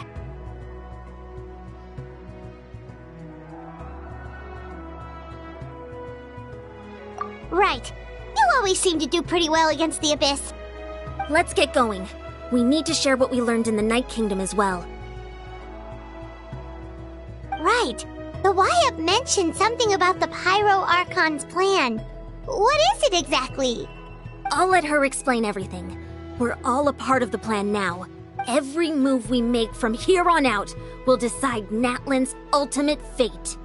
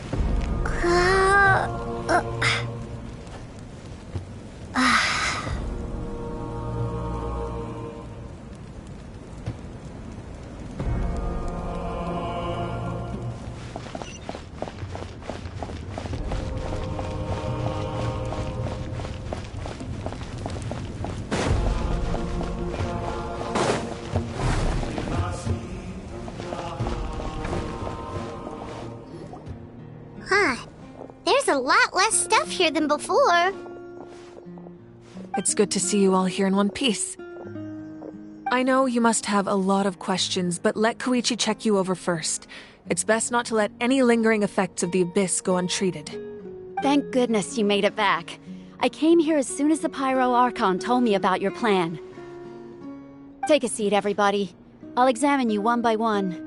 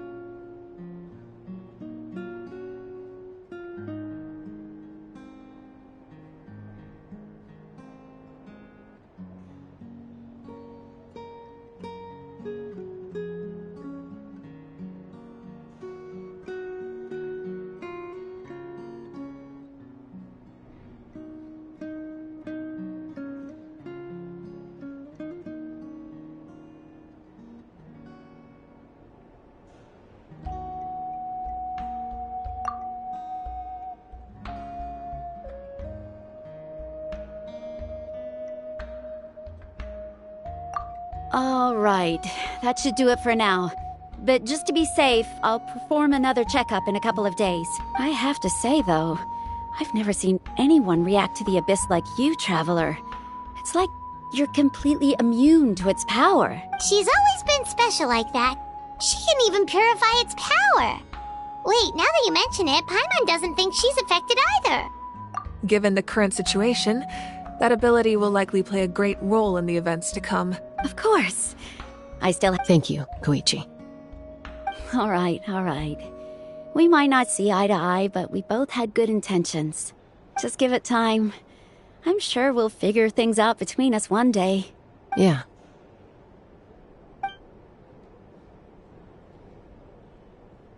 All right. There's so much to discuss, I don't even know where to begin. You've seen it for yourselves now. The devastation in the Night Kingdom. I'll get straight to the point. Natlan is on the verge of destruction. It's very possible our nation has less than a year before total devastation. Huh? No. That can't be true, can it? That's right. But I've only ever disclosed that fact to the handful of people working with me to save this nation. Our looming destruction is not a recent development, but the inevitable conclusion of the disaster the Abyss initiated 500 years ago. Mualani told us a little bit about that. 500 years ago, all the nations of Teyvat were invaded by the Abyss. Unlike the other nations, Natlan never had stable and deep-rooted ley lines, so we suffered the worst of the invasion. The battle against the Abyss was exceedingly long and brutal. In the end, victory came at the cost of our civilization and countless lives. Even then, it took centuries of solving the disasters caused by the Abyss to finally achieve the peace we know today. And still, this is but a superficial victory. The forces of the Abyss have merely been driven back underground. Their threat to Natlan remains as real as ever.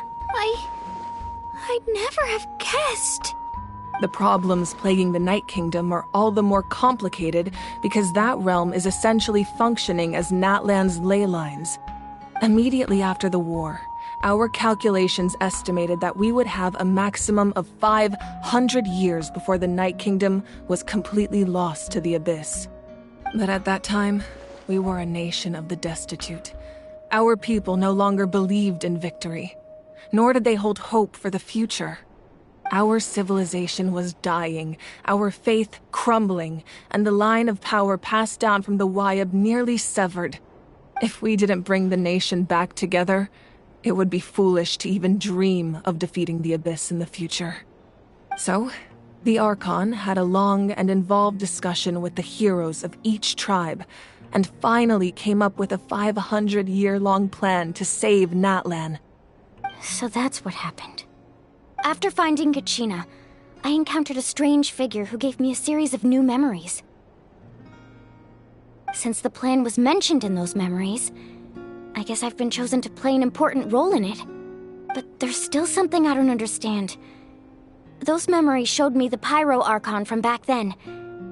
And it was you. Huh? But that doesn't make any sense. The Pyro Archon is supposed to be human. It's impossible for a human to live that long. That's right. The hardest thing for humans to overcome has always been time, or rather, the natural limitations of our lifespan. A god can extend a human's life by using a certain amount of divine power, or subjecting them to a curse. But, as we all know, Natlan doesn't have gods like that.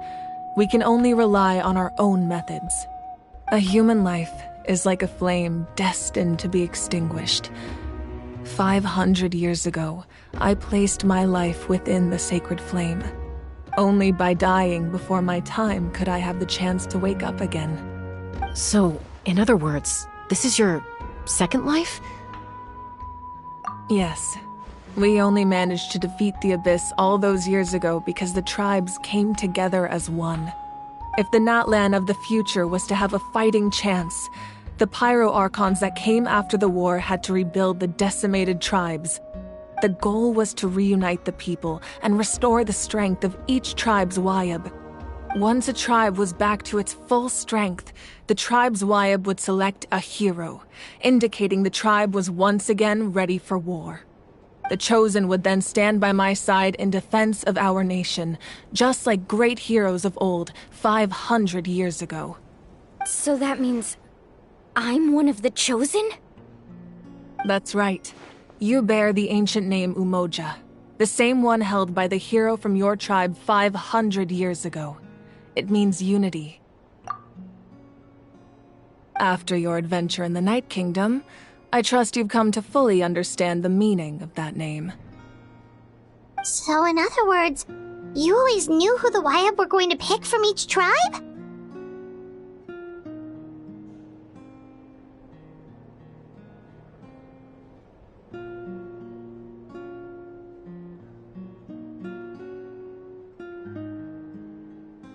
Yes. According to the plan, each tribe was supposed to have been fully restored by the time I awoke. But something went wrong along the way.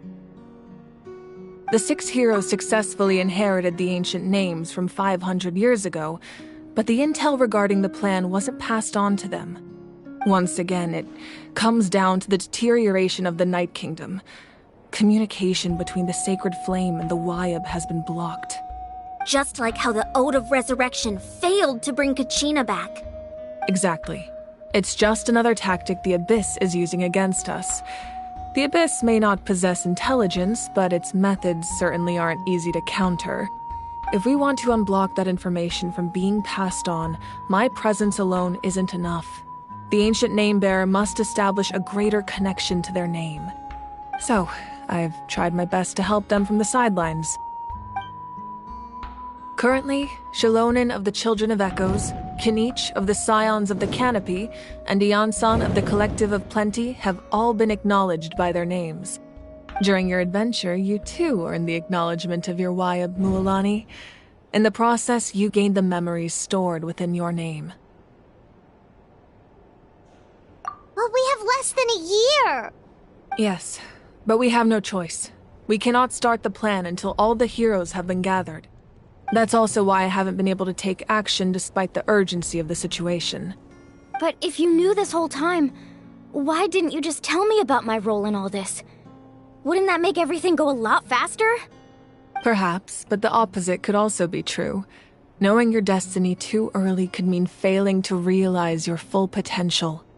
Just like your determination to save Kachina, I hope your commitment to this endeavor comes from your own strength of will, rather than a sense of obligation. So I suppose you're not going to tell us who the final 2 heroes are then? That's right. Their time is yet to come. Putting pressure on them beforehand will only hinder their development. I can only trust in the judgment of the Wyab. I have never believed I could solve this crisis alone. In fact, it was precisely because I chose to trust and rely on others. Natlan's salvation lies not in its Archon or any singular individual, but in us all. You're quite perceptive, aren't you? I thought I might get away with avoiding the topic. Huh? Oh, right! All of the stuff you stored here before, where did it all go? Even though I sacrificed my power, I still needed a contingency plan to ensure you would make it back from the Night Kingdom.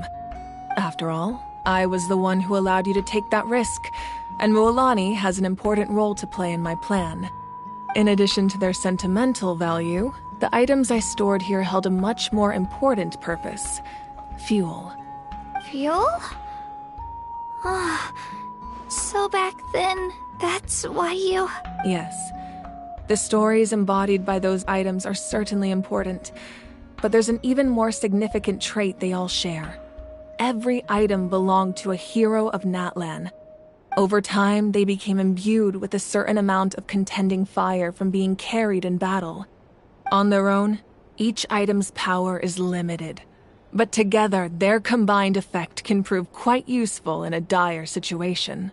By burning those items, I was able to activate the contending fire stored within them to open the boundary between the 2 worlds. It was a rather crude approach, so all their power was depleted in an instant, as you can see. But aren't they all precious treasures? What about their stories? That's exactly why I dragged you all here.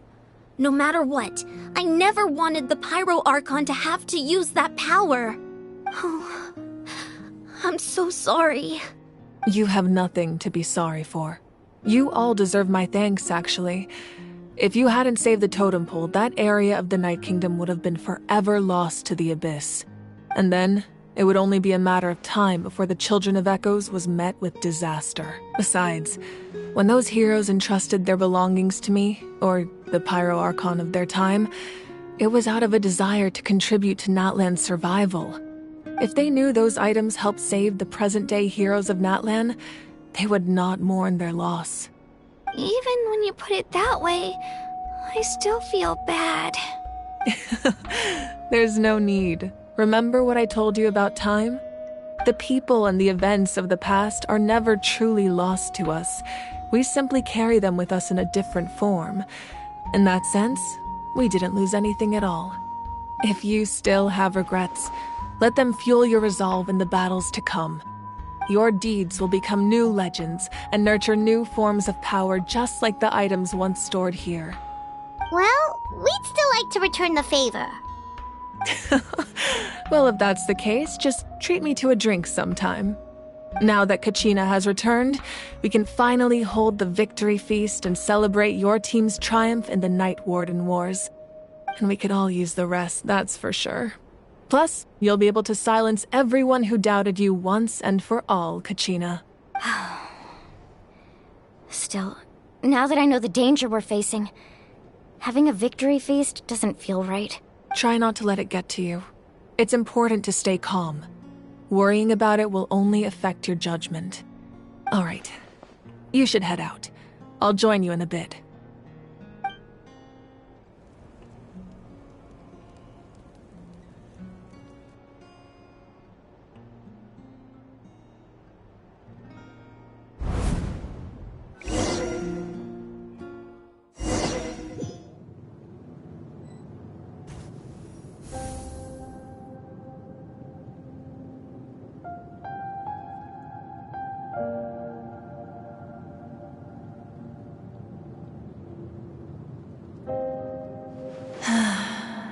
When I was young, I used to sit by the hot springs and listen to the stories of warriors from all over Natlan.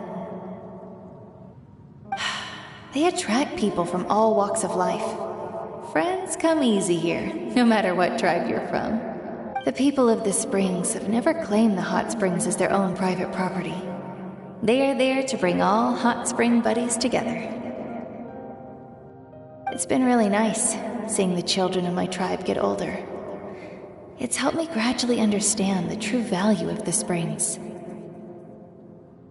I've witnessed their energy, their determination, their absolute passion for life.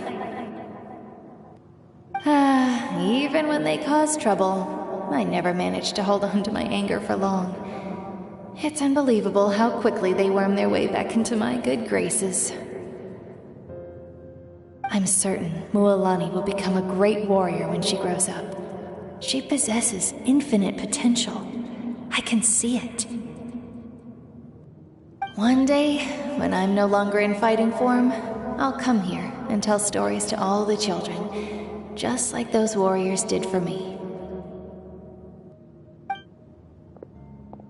So, you better get busy, Pyro Archon, or I'll end up running out of stories.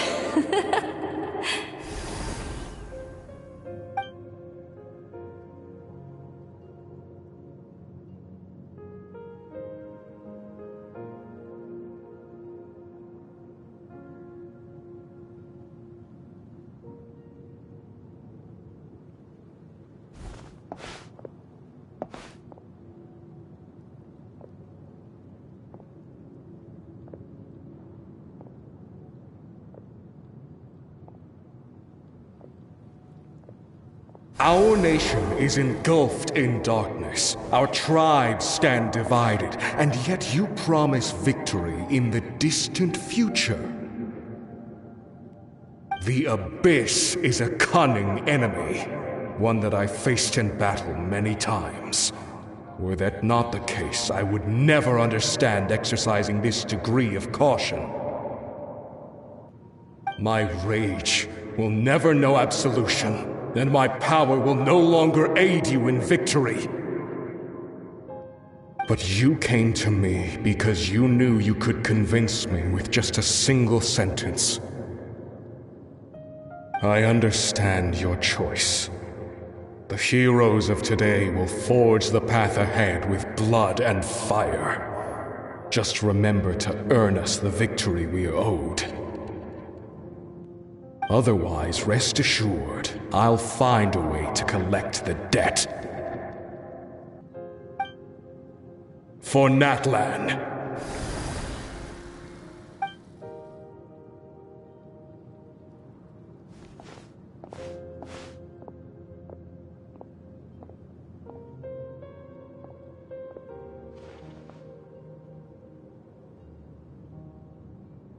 So, you're gonna head 500 years in the future to serve as the Pyro Archon again?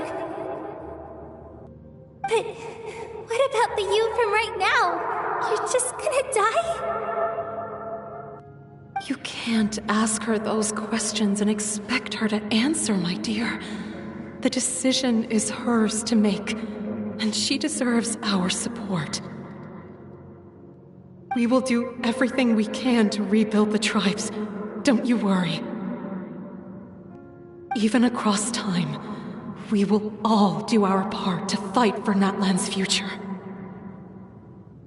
Yeah, Mom's right. We'll always believe in you, sis. Oh, seriously though, Dad should be here. Where is he? I imagine he didn't know what to say, so he chose not to come at all. Don't take it to heart, my dear. That's just who he is. Just remember, no matter what happens in the future, we will always love you.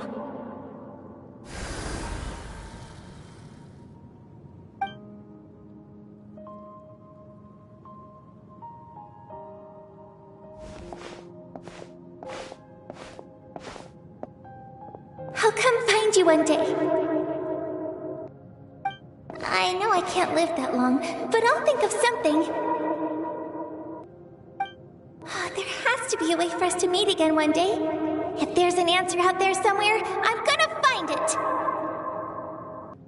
So, don't forget about me.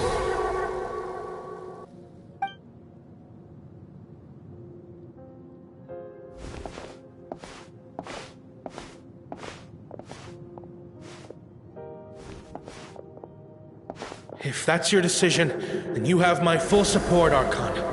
May our children live to see such a lovely son. For Natlan! No one fights alone.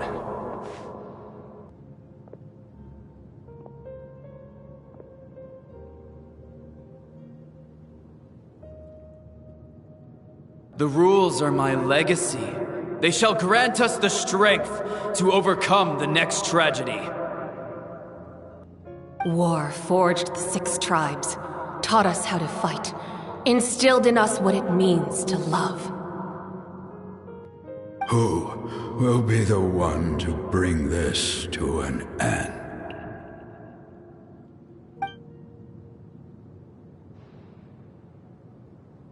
We are the inheritors of memory and legend. Those who grew alongside sun and wind. Those who forged our own destiny and future. That is Natlan's fire. The lifeblood of our nation.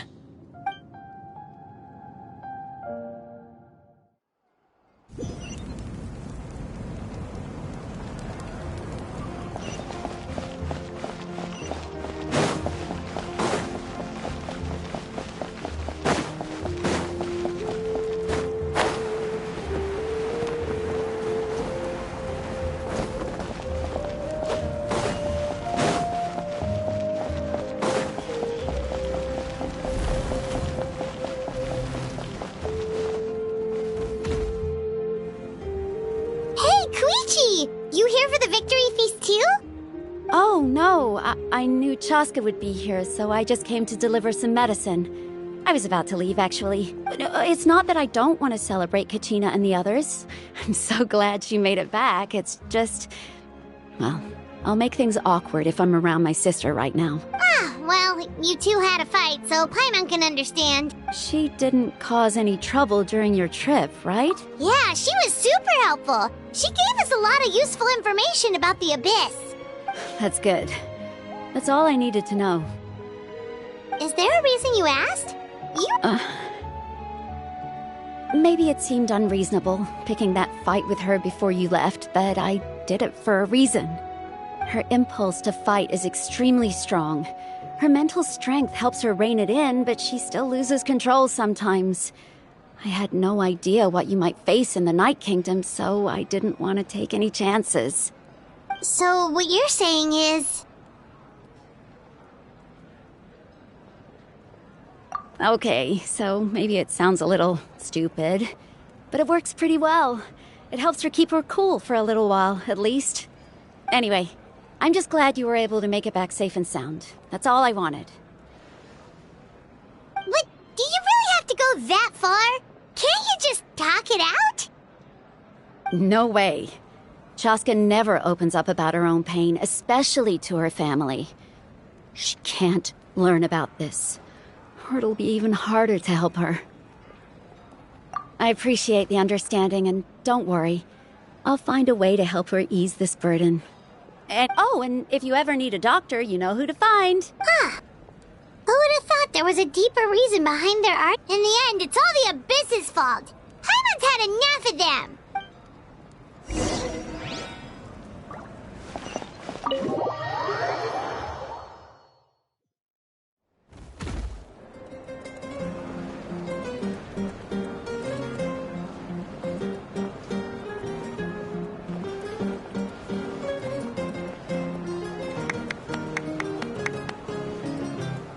Let's give a huge round of applause to our brave young warrior, Kachina! Woohoo! Well done, Kachina. Thank you, everyone. I'm so glad I finally made it. I always knew you could do it. With so much potential at your age, you have a great future ahead of you. You're one to talk. Don't think I didn't know you were the first person to abandon your team. I'll be dealing with you when we get back. I had no choice. My friend invited me. I couldn't just say no. Oh, really? So you weren't just trying to get ahead in the first round? I wasn't, I swear. I just happened to find that bearer injured in the wild, so I stopped to bandage his wounds.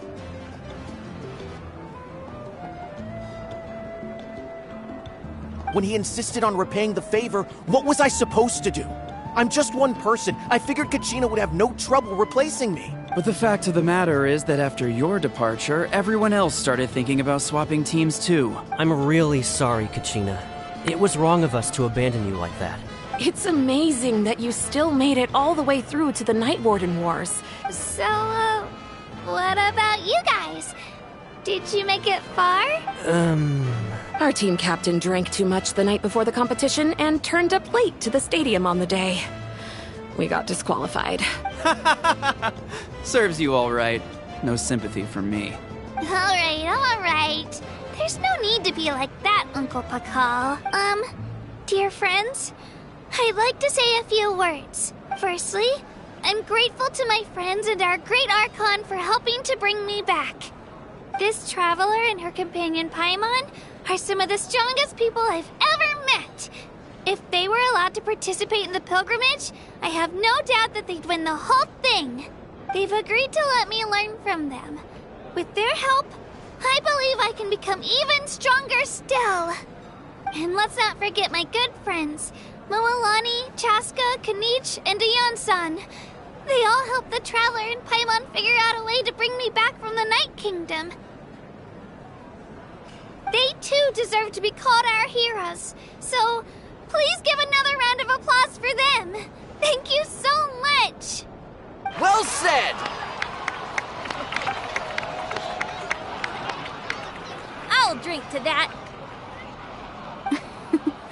How does it feel being a hero, Kachina? To be honest, it's a bit overwhelming. It all just feels so surreal. Well, you better get used to it. Next up, undefeated champion! Hey, please don't make fun of me.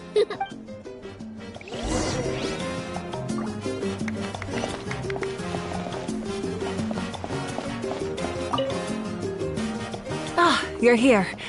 Have some fruit juice. I got it specially for you two. How did you know? That's Paimon's favorite! You look like you've still got questions. Ask away.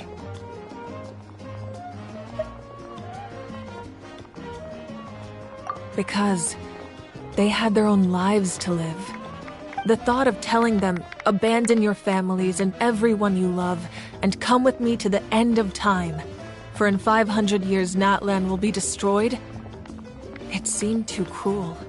You could just as easily point out that everything in this world would come to an end eventually. But life is short. And beyond a point, it just doesn't seem real. Imagine if I said, let's leave right now and go save the sun because it'll flame out in a few million years. It would sound quite ridiculous. I couldn't make them shoulder that burden with me. Besides, every generation will have its heroes, this one included. The plan could still work without them, or, of course, without me. But since I was the one who came up with the plan, I felt duty-bound to see it through to the end. Paimon's suddenly remembering that portrait in your room. Was that your family from back then? Yes, it was. So when you ask me who my sister grew up to be, the truth is that very little information survives. From what I've been able to piece together, I can conclude with a reasonable degree of confidence that she ended up as an architect and artist. She played an instrumental role in rebuilding the scions of the Canopy tribe, designing and building many houses. But of course, none of her buildings are around anymore. Still, it was an impressive achievement, and I'm very proud of her. You feel loss keenly. It seems to stir up feelings of regret in you. But this is something I have long since come to terms with. This is a war, and there can be no war without loss. I am already far more fortunate than those who lost their lives to the Abyss. The people of Natlan look to me as their Archon, and the weight of their expectations is mine to bear. I must see our fate through to the very end, no matter what I may find there. Yeah, doesn't that mean the way everything ends has already been written, including your plan? I suppose, but so what? Don't forget, time takes many forms. The past, present, and future coexist, and all are equally important. Even if the future ends in destruction, there's still no reason to give up on the here and now.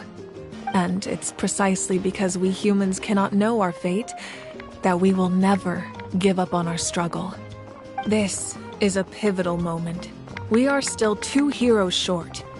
Well, 3 to be precise. There's one further hero who I'm hoping to get on my side, whatever it takes. Your resistance to the corrupting power of the Abyss is truly remarkable.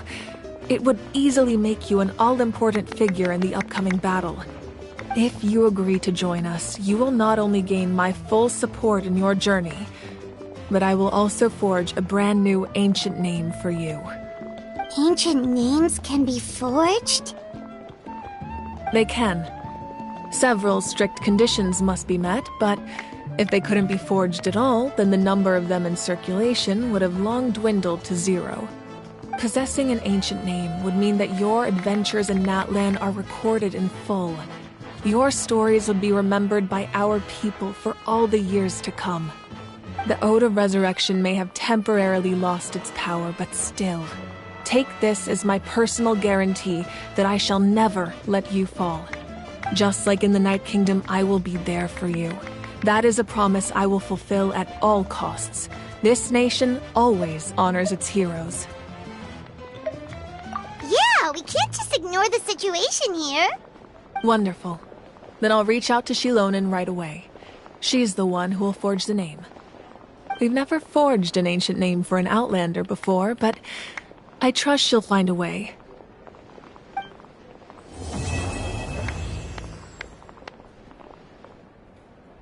My lord, we've received word that the Pyro Archon has lost much of her power. Although your injury complicates things, this is most certainly the opportune time to seize the Gnosis. Victory and defeat are rules, not outcomes. I have never taken advantage of an opponent in a time of weakness, and I don't intend to start now.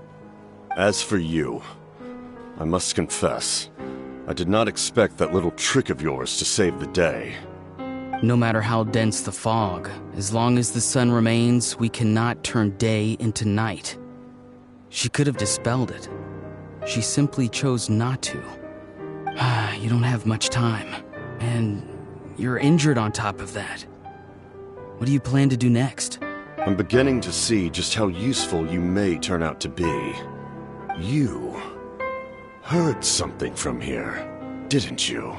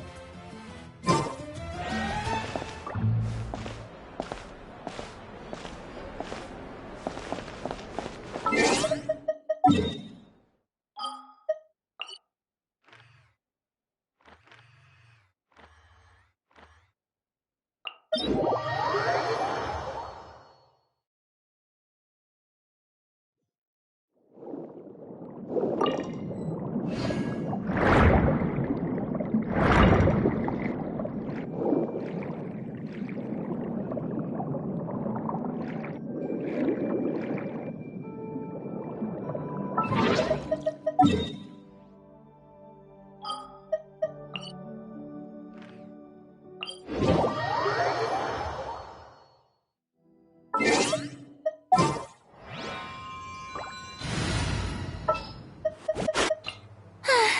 knew you'd miss me.